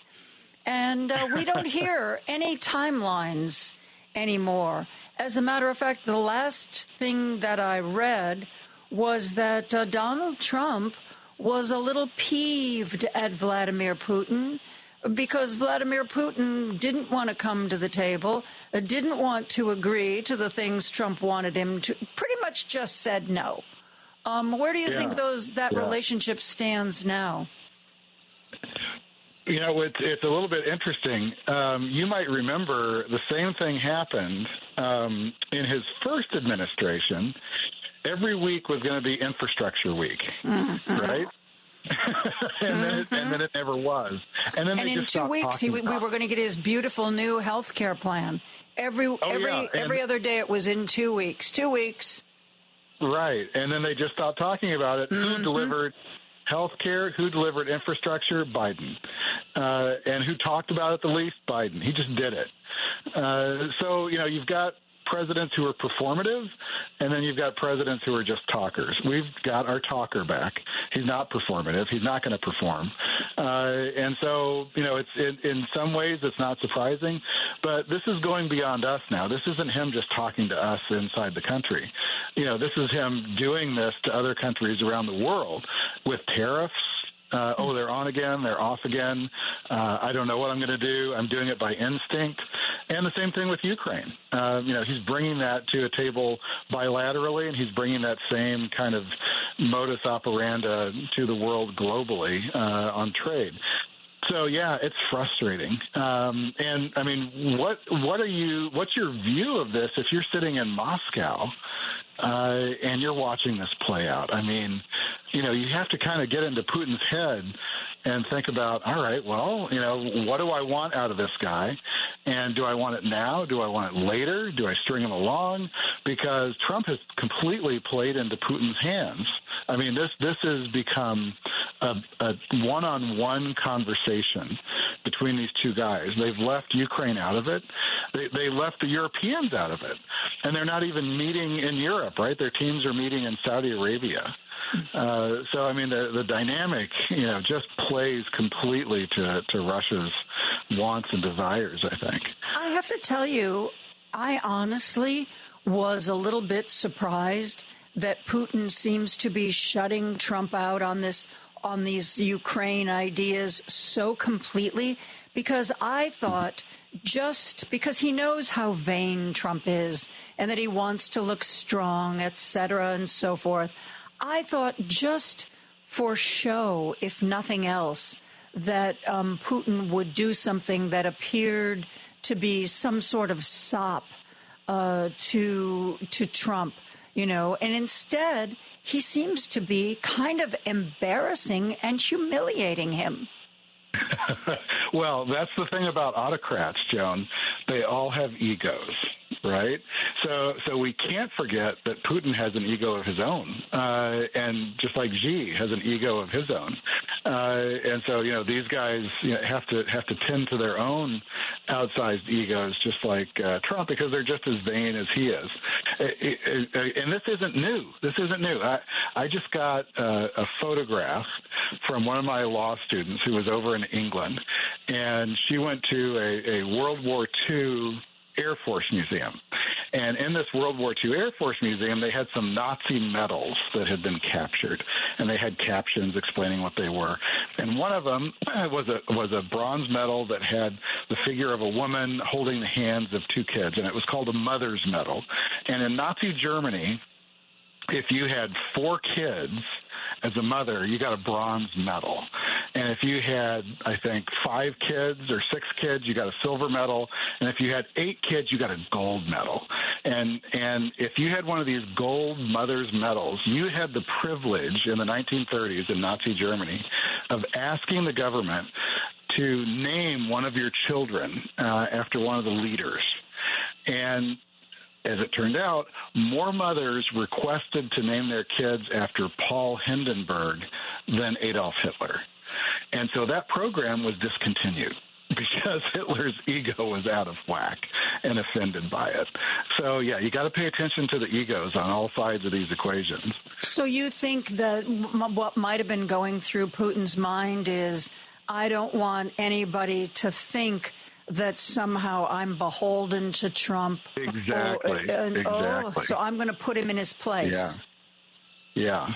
That makes sense. And that's what Xi's doing now, right, with tariffs. Trump said he's waiting for a phone call from China. Well, he's still waiting for that phone call, right? Because it's not coming. Xi slapped tariffs on us today, 125%. So yeah. These three men have to do a dance around their own egos. I was reading something that said that sort of like anybody with any familiarity with Xi and China should have known that this, that you couldn't, you can give them 1,000% tariff. They're not going to buckle because, again, like with Putin, it's a strongman government, and he is not going to do anything that makes it appear that he is bowing or capitulating or less than Donald Trump. And the article is kind of like, anybody who knows anything about China should have seen this coming a mile off, that this was exactly what was going to happen and exactly the way it was going to play out. Like, how can these people not understand that it was inevitable that China would just simply keep upping the ante? What do you think about that? I mean, even if Donald Trump doesn't think about things, you'd think there would be some people around him who would say, Don, let's talk about this before we do it. Well, don't forget, Joan, he's fired everybody. So there's nobody around him to tell him that. But actually, you're right. And you're right too, because here's the thing, all of those autocrats you're talking about, all those dictators you're talking about, they are the strong man archetype. And if you show any weakness, you're going to be challenged from within. Right? So that's almost blood in the water for someone to try to take you out and take over. Another strong man is always kind of waiting in the wings, even if you don't know who they are or where they are. That's why these guys are always so paranoid, right? Because they know that they're always on the precipice of being overthrown. So for them, it's an existential question. Projecting this strongman kind of persona and not being seen to cow to anybody, because the minute you do that, the minute you show any kind of weakness, then you're opening yourself up to challenge from within. We don't have that danger here in a democracy, but that's life in a dictatorship, an authoritarian regime. Saddam Hussein had to deal with that. Muammar Gaddafi had to deal with that. Kim Jong-un has to deal with that. Fidel Castro had to deal with that. But it's a constant pressure on you, and I would think that's kind of wearing. But I haven't been a dictator, so I don't know what the job description is like, I guess. Well, would you say that Trump, with China, has painted himself into a corner? Oh, yeah. Yeah, absolutely. Because he doesn't understand what he's dealing with, just like you said. He doesn't have the level of sophistication or intellectual curiosity outside the business world to understand how to deal with these people. And look at what he's done with his foreign relations team. He's gutted it. USAID, gone. U.S. Institute for Peace, gone. The Wilson Center, gone, right? Those are the foreign policy experts. And they've gutted the State Department. They've gutted the national security team. They've ran out on rails all the generals at the Pentagon that dealt with all these people, all around the world, and replaced them with people who have no experience. So he's not getting the advice that you would think he would be getting. Good grief. Good grief. We're going to take a break. Michael Kelly and I are going to be back with more after this. Podcasts of Joan Esposito, live, local, and progressive, are available on Spotify, Apple Podcasts, TuneIn, iHeartRadio, YouTube, and Amazon. Just search for Joan Esposito. The Hal Sparks radio program. Walmart's financial chief, John David Rainey, said tariffs are going to be inflationary. There is no disputing that. Walmart has said these costs are going to be passed on to the consumer. 60 to 70% of the things that are in your local Walmart come from China. It might as well be an Alibaba outlet store. And they're about to find out the hard way. Hal Sparks, Saturdays from 11 to 1 on WCPT 820, Chicago's Progressive Talk. This is WCPT 820, where facts matter. If you're interested in buying a house, condo, Maybe you've got one of those 8% mortgages and you're ready to refinance. Please give Team Hochberg a try.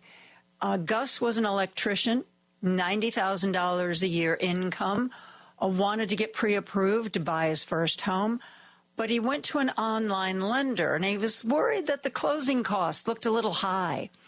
His dad told him to get a free consultation with Team Hochberg, and Gus did. David answered Gus's questions, and because of that, is now helping him get that first mortgage. Gus called an online lender who wanted to charge him ridiculously excessive closing costs. David answered his questions, explained the process, and is helping Gus now get that first mortgage. David has helped me, Gus, thousands of radio listeners, but you've got to make that call. The number is 855-563-2843 or online 56david.com. That number again, 855-56David, or on your computer, 56david.com. Lower.com equal housing lender, NMLS 1124061. Now back to Joan Esposito, live, local, and progressive on WCPT 820. And I am joined by law professor from Creighton University in Omaha, Michael Kelly. Michael, you said that you recently heard from some of your former students who were reporting back to you from the United Kingdom. Did they happen to say anything about what people there think of us right now? Well, the Brits are feeling a little bit full of themselves right now because they feel like they pulled a fast one on the rest of the world. They only got a 10% tariff.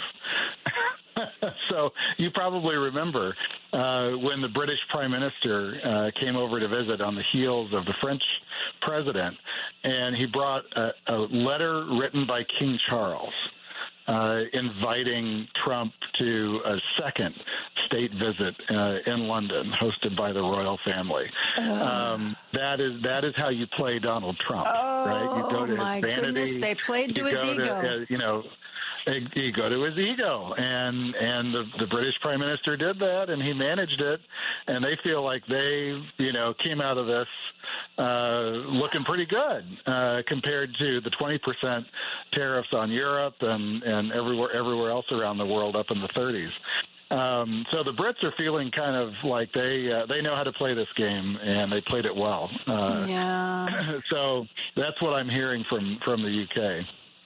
That's interesting. That makes a lot of sense. And going back to our earlier topic about Putin and Trump and the discussions about Ukraine, his envoy, Steve Witkoff, who, from what I read, is not really super well respected in international circles. Steve Witkoff was over in Moscow and had his little phone turned on when we got the whole Signal Gate crisis. Steve Witkoff was one of the people on the Signal chat that our good friend Jeffrey Goldberg was reading in real time. And there's a guy who sometimes is on the morning show who writes a Substack, Malcolm Nance, who's former military intelligence. And he was like, you think we don't try to get in to diplomats' phones? You think Steve Witkoff in Moscow, using this commercial app, you think that was secure? What do you think of Signal Gate? Oh my God! What a disaster! And it's a completely unforced error, right? There's no reason for it to happen, other than the fact that these people are inexperienced at what they're doing. Steve Witkoff is Donald Trump's golfing buddy from Mar-a-Lago. He has no qualifications for doing what he's doing. So on the one hand, it's sad that we're in this situation, but on the other hand, it's not surprising because these are the people that you're plugging in to do this stuff. That should be Marco Rubio. That should be our Secretary of State, who knows what he's doing, right? Whether you agree with him or not, he understands how things work. Why isn't it him? Even he was on the Signalgate situation. But seriously, why isn't it Marco Rubio? Isn't that's the Secretary of State's job, is to go around the world and talk to people and promote U.S. interests? At least that's what I thought. Yeah, well, Trump is running the White House in a mafia-esque kind of way. He's got his close people that he considers the most loyal, and he trusts them. Same thing with Peter Navarro, right? You probably saw this week there was kind of a blow-up between Elon Musk and Navarro, his trade advisor, over tariffs.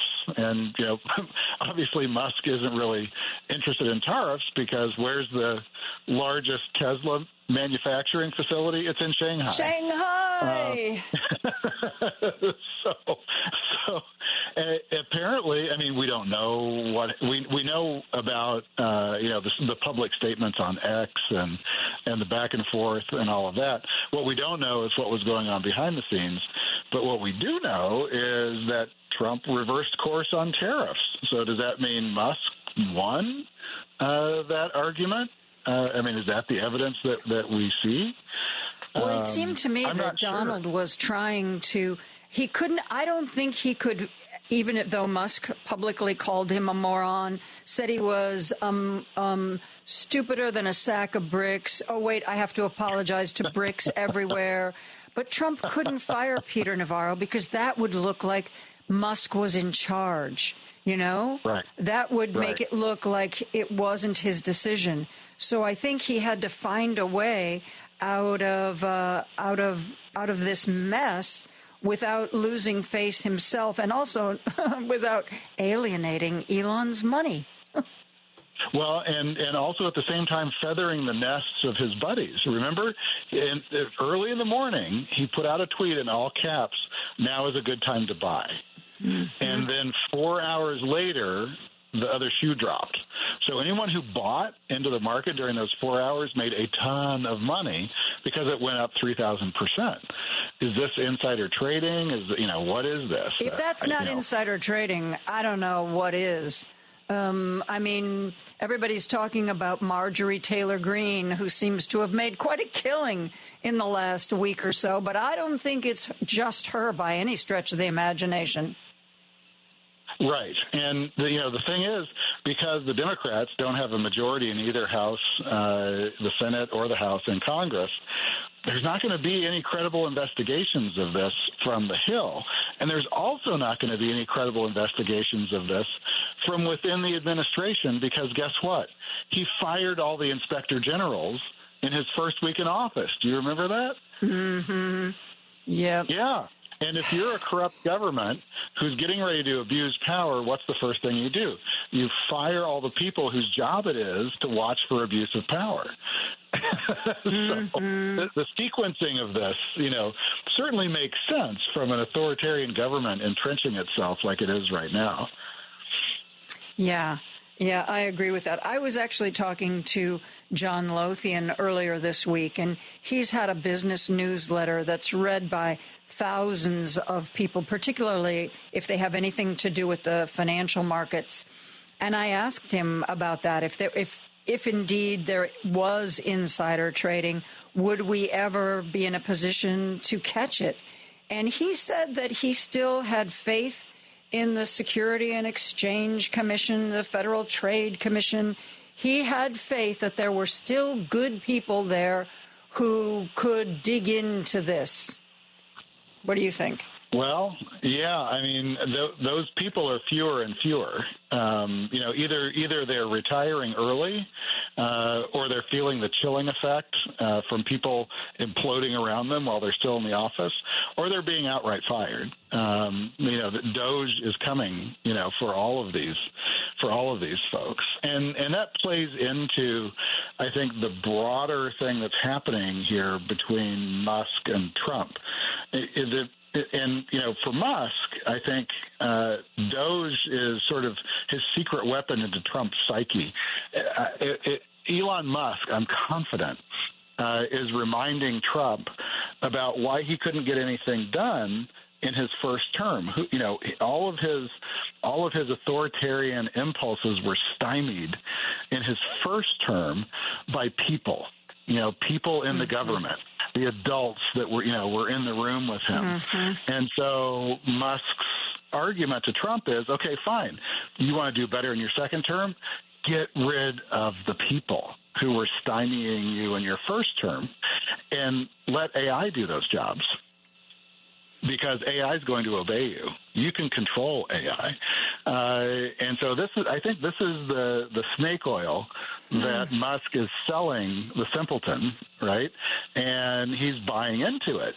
So now what do you need to create an AI that is going to do all this for you? And Musk is, at Doge talking about how AI can do all these jobs.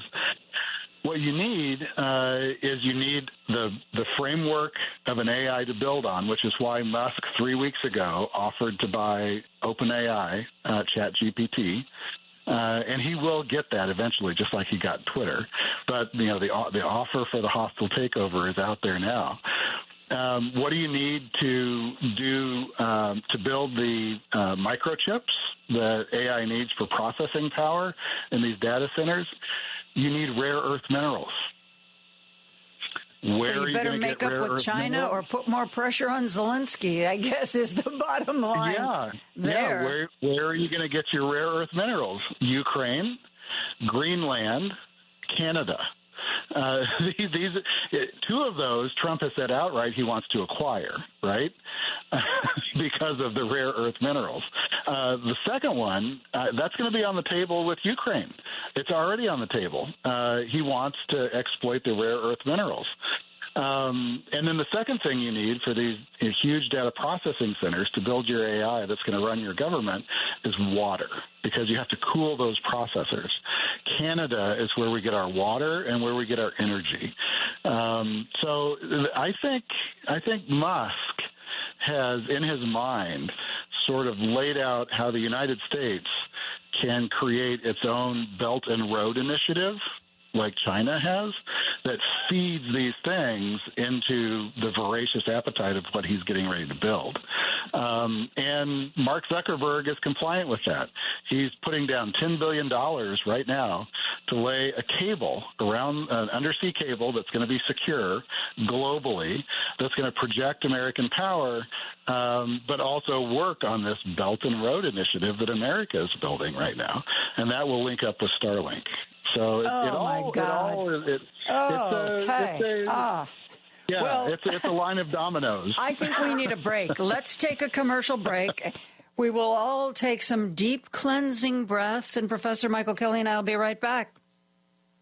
Take Joan Esposito, live, local, and progressive with you on the go by using the TuneIn app on your phone. Just search for WCPT 820.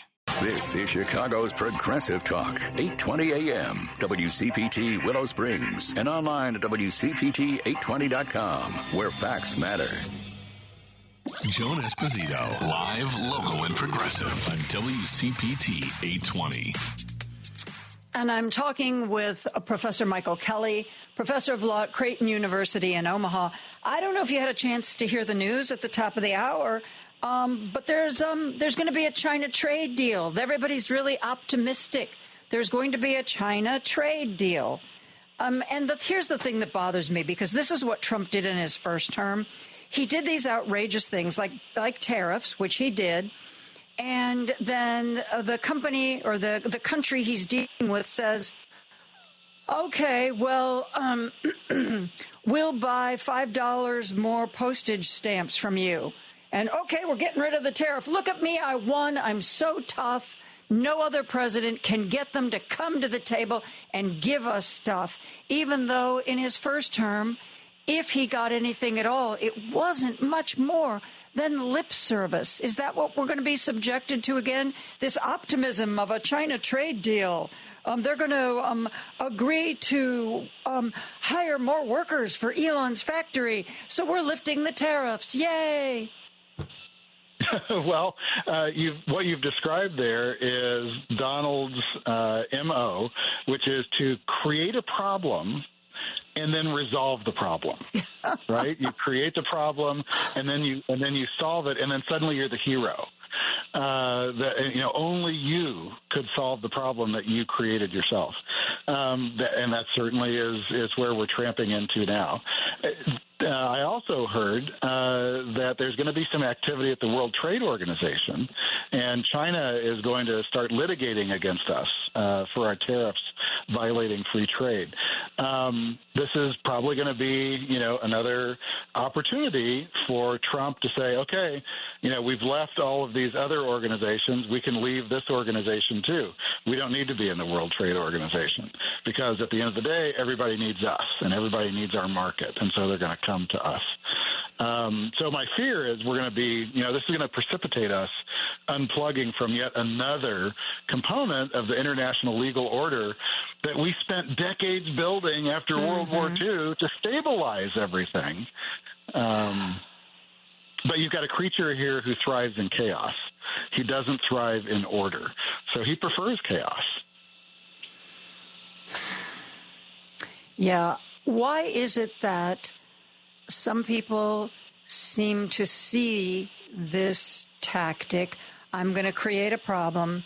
Everybody's going to be really upset, and then I'm going to solve the problem, and I'm going to pat myself on the back and talk to everybody who will sit down with me and tell them how great I am because I fixed this problem. And there are people who look at that and go, he just fixed a situation that wouldn't have needed fixing if he hadn't broken it in the first place.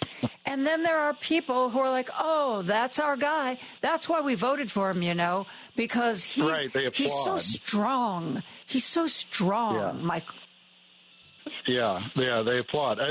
Joan, this is what 5-year-olds do to get a cookie. So, he hasn't matured much beyond that.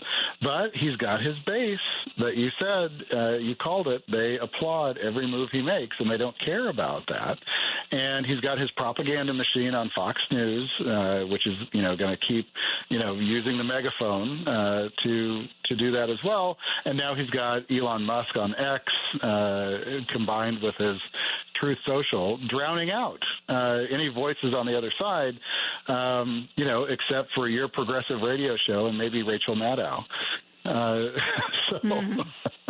That's why we have to keep talking about it, I think. And speaking of that, what is the response going to be from the loyal opposition? I mean, what are the Democrats doing here? We've got Bernie Sanders and AOC going around the country on this anti-oligarchy tour. And I went to see Bernie when he was here in Omaha, Nebraska. He drew a big crowd, I got to tell you. Tell me about that. What message that he gave most seemed to resonate with the crowd? Don't trust the corporate barons. And really, I think he's onto something here because, he's sort of a populist on the left the way Trump became, surprisingly a populist on the right. So he understands, what's going to resonate the most with folks. And don't trust the companies resonates. You look at who showed up to Trump's inauguration and who paid for that inauguration. Jeff Bezos, Mark Zuckerberg, Elon Musk. I mean, these are the digital robber barons of today. Just like 100 years ago, they were actual robber barons, from the industrial classes supporting McKinley. And, of course, McKinley was in favor of tariffs. And who did Donald Trump cite during the inauguration? McKinley. So, yeah, these are today's robber barons. And Sanders, and I'm sure AOC, I haven't been to any of hers, are tapping into that, and people are realizing that these fat cats, the oligarchy, the new oligarchy, the digital oligarchy, is benefiting at the expense of all of us. And we're trapped, right, because we have to use their social platforms. We have to use their computers, their social media, because you and I, Joan, spend half of our day in digital space. The rest of it is in physical space, right? And when we're in digital space, we sign those terms of agreement. Do you really read those, or do you just check the box? I check the box. I know. Yeah, I know. we all check the box. We do, and we saw what Disney did to the guy that checked the box when he signed up for Disney Plus on a trial basis, 3-month trial basis. He checked the terms of agreement, and then 5 years later, this was in Florida, when his wife died of a peanut allergy at Disney World, he tried to sue them. And their argument was, oh, wait a minute. You agreed to arbitrate anything that you have a problem with Disney with in your terms of agreement from Disney Plus from 5 years ago. So you don't get to have a murder trial. You're going to have to arbitrate with us. There was an outcry in Florida, and Disney backed off and paid them some money to go away. But that's what the companies are going to do. Any chance they get to do it. They're going to tuck things into those terms of agreement that we're not reading that handcuff us and keep us, locked down. And Sanders is pointing that out, and AOC is pointing that out, but they've got to leave Capitol Hill to do it. They've got to come out into the country, which is what they're doing, because we have no power in D.C. anymore. I mean, I suppose Cory Booker stood up and talked for 25 hours, but what did that do? I don't know. What was that about anyway? Is he trying to position himself to take over from Chuck Schumer? I think my understanding, and I come to this through no conversation except the ones that I have in my own little head, but my feeling was that he just felt that it would continue to draw attention, that it would get people's attention, and that right now, whether it's, giving an interview on the Capitol steps or calling people out in a press conference or holding town halls, since Democrats basically have no power, I think his whole idea was, I'm going to do something that draws attention so people keep their eyes focused on the problems of this administration. That's the best I can come up with, Michael. Yeah, I think you're right. And he also there was sort of a anti-racism component too, because prior to him doing that, the person who had spoken the longest on the Senate floor was Strom Thurmond. When he was trying to defeat the civil rights legislation. So there's a moral component, I think, to what Senator Booker was doing too. But we've got to play whatever cards we've got, and we don't have many. Well, I want to talk to you about that. You talked about messaging. You said the magic M word a few minutes ago, and I think that Democrats are really trying to figure out, do they focus on Trump as a chaos agent? Do they focus on forget about the stressing that, and are your eggs any cheaper? You need to buy a new car. Is it going to be any cheaper than it was a few years ago? There's an economic message. There's a Trump is a chaos agent message. There's lots of different messages. And what I've seen from Democrats before is they try to do all the messages all the time. And the one thing that I think has made Republicans effective is they pick a message and they pound away at it over and over and over again, the same message. And even if you're not paying attention, even if you are one of the famous low information voters, I think over time it starts to soak in. If the Democrats are going to pick a message, what would you suggest it be? Well, I thought they picked the right message during the campaign, and that was democracy, right? This man is going to be the end of our democracy. And if you want to save democracy, then, you're not going to go down that road. That didn't work. Do you think that was too intellectual? Yeah, it was. I don't know if it was too theoretical. I'm not sure. I mean, enough people thought, okay, well, democracy, I vote, whatever, but, he's going to be better on the economy. The price of eggs, Joan. Oh, my God, the price of eggs. I'm willing to sacrifice my democracy for cheaper eggs. They haven't gotten cheaper eggs, and democracy is still getting peeled away. Every day there's a new layer that comes off. with this crowd in charge, and they are going to get what they voted for, and that is going to bite them in the ass. Yeah. Sorry, I don't know if I can say that on your show. You can say that. No, that's one of the words that we're allowed. I can send you a list of all the words that aren't allowed, but that one is okay. But we do have to take a break regardless. Okay. Michael Kelly and I are going to be right back with more after this. If you've missed any of today's show, you can listen on Spotify, Apple Podcasts, TuneIn, iHeartRadio, YouTube, Amazon, or HeartlandSignal.com. Just search for Joan Esposito, live, local, and progressive. You're listening to WCPT 820 because facts matter. Joan Esposito, live, local, and progressive. Every weekday afternoon from 2 to 5 p.m. on WCPT 820. And I'm joined by Michael Kelly, professor of law at Creighton University in Omaha. Hey, Michael, wasn't there a move a few years ago to require, like if you're signing a contract or if you're checking a box, which we talked about, on how so much can be slipped into those agreements that we don't read.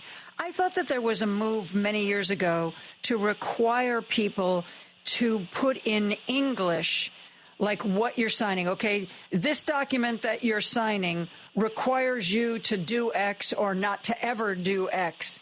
Wasn't there a movement a while back so that maybe people would understand better what they were signing? Right. Yeah, this was a project that Senator Elizabeth Warren was really pushing at the end of the Obama presidency and then into the first Trump presidency. And she created the Consumer Protection Bureau. I don't know if you remember that. Mm-hmm. And, you know, Trump has now destaffed that. So I'm not sure that that's going anywhere these days. And of course, the companies have no interest in doing that. So yeah, I mean, it's one of those things that was a good idea, but given the reality of the political situation we live in now, I don't know that that's going to be resurrected. The other thing is, I don't know if you watched the Wisconsin Supreme Court race yes, when Elon Musk was dumping millions of dollars in there. That's just to the north of you guys. You probably had a front row seat for that. You betcha. And he was literally buying votes, Joan. Millions of dollars, right? If you voted, you got a chance to win $1 million. Did he hand out 3 checks or 4 checks to people? I can't remember. I believe there were 2 big cardboard checks. But he had to restructure what he was saying. States. But yeah, because the AG and Ben Wickler were like, dude, that's against the law. You can't do it. And if you do it, we're coming after you. So he found a way to say it in a different way so that supposedly he could skirt the laws. And he still lost. He did, didn't he? He did, didn't he? The Democrat won. He even put a cheese hat on, and he still lost. So Wisconsinites understand, and I think people out there understand what this guy's about. And I don't know, do you think that augurs well for the midterms? Do you think people are starting to get it? Well, I think it depends because, people have a tendency to have very short memories. Jen Psaki once was talking about presidential elections, and she said, you can study all the polls you want, but she said almost every presidential election, something happens, some kind of event happens, like in August or September, and that will be the thing that weighs most heavily on how a lot of people vote. So I think it depends. Republicans have said to journalists, anonymously, of course, that if the midterms were held today, they know that they would be decimated. But, it's like a year away. Who's going to remember? So I think the only way that it will matter is if the chaos continues. And frankly, I think the chaos is unstoppable. I don't think Donald Trump is capable of reining in the chaos. No, he's unleashed a monster that he can't control. Mm-hmm. And it's there was a movie out last year called Everything, Everywhere, All at Once. Yes, I saw that. This is everything, everywhere, all at once, every day. Yeah. And so the strategy from the Trump administration has changed dramatically from his first term. There's a reason, I think. It's Musk. In his first term, Donald Trump was playing checkers. Now, in his second term, all of a sudden, it looks like he's playing three-dimensional chess. That's Musk. Mm-hmm. He wasn't there in the first term. He's there now. And, he's conducting the orchestra with Stephen Miller and Steve Bannon playing along. But I don't know that they can control this monster that they've unleashed. And, all the people that have left the federal government, that's going to start biting into the services that everyday Americans expect. But, in some sense, does Musk already have what he wants? He's got all of our Social Security information. Remember, his guy with the backpack already tapped into that. Yeah. They've already tried to, do deals with the IRS. I think the IRS commissioner just had to step down because it was revealed he was working with ICE, handing over, private information. Three of them, three top people at the IRS have resigned one after the other because they reported being asked for sensitive, inappropriate information from Doge. The most recent was an acting IRS head, a woman who said Doge came to her and they wanted to go through returns to see if they could find immigrants. Yeah, it's sinister. It's almost like the Stasi in East Germany, right, where you want your neighbors to report on you, and that's kind of where they're trying to force the country to go. But Americans are good people, I think, at bottom, and I don't think they want to go there. So how far can you push them? That's the question. And they're pushing every day, everything, everywhere, all at once. Yeah, I think it's going to be really interesting, and I think it's really interesting that they wouldn't let Elise Stefanik take that position they offered her at the United Nations because they were so worried about their majority in the House.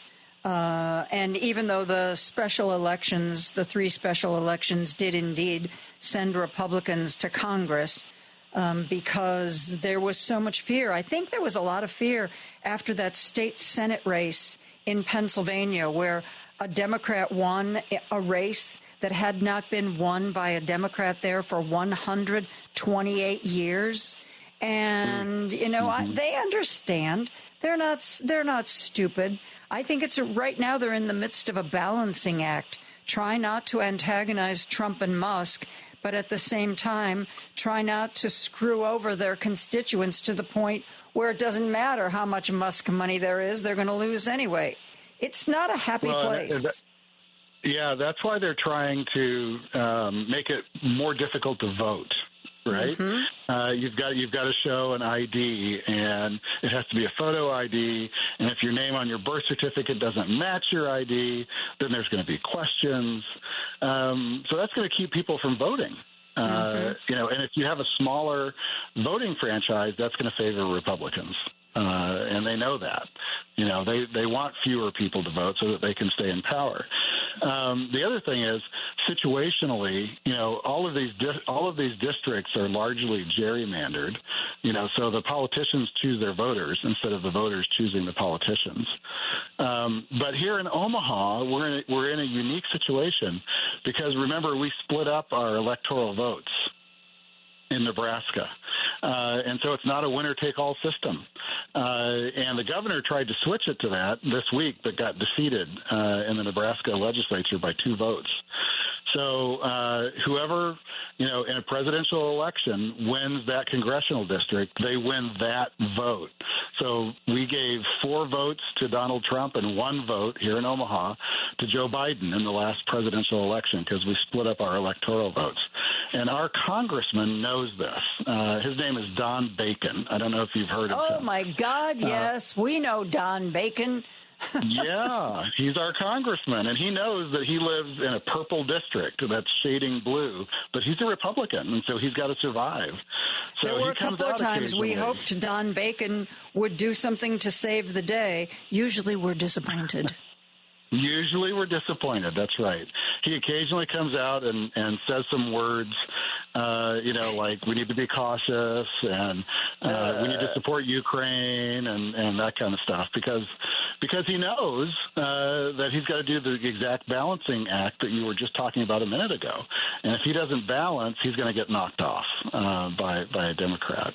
But that calculus is very tricky because you've got Trump breathing down your neck and Musk now too, threatening to primary you with some MAGA person if you're a Republican and you're not MAGA enough. There's always more MAGA people out there.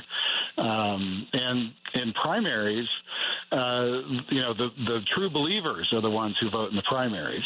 As opposed to the general election. So that's a real fear. And that's true on both sides. But that's a real fear. That's a real fear. So you got to get that balancing act right. And, you got to not piss off your constituents, but at the same time, kowtow enough to his ego that, you don't get into the spotlight with him. But that's governing out of fear. That's not governing out of principle or morality or what's best for the nation. That's governing out of fear for preserving your own skin. Yeah. And do we want those people in Congress anyway? Yeah. Professor Kelly, it is a delight to always chat with you. I'm sure you'll be back very soon. Okay.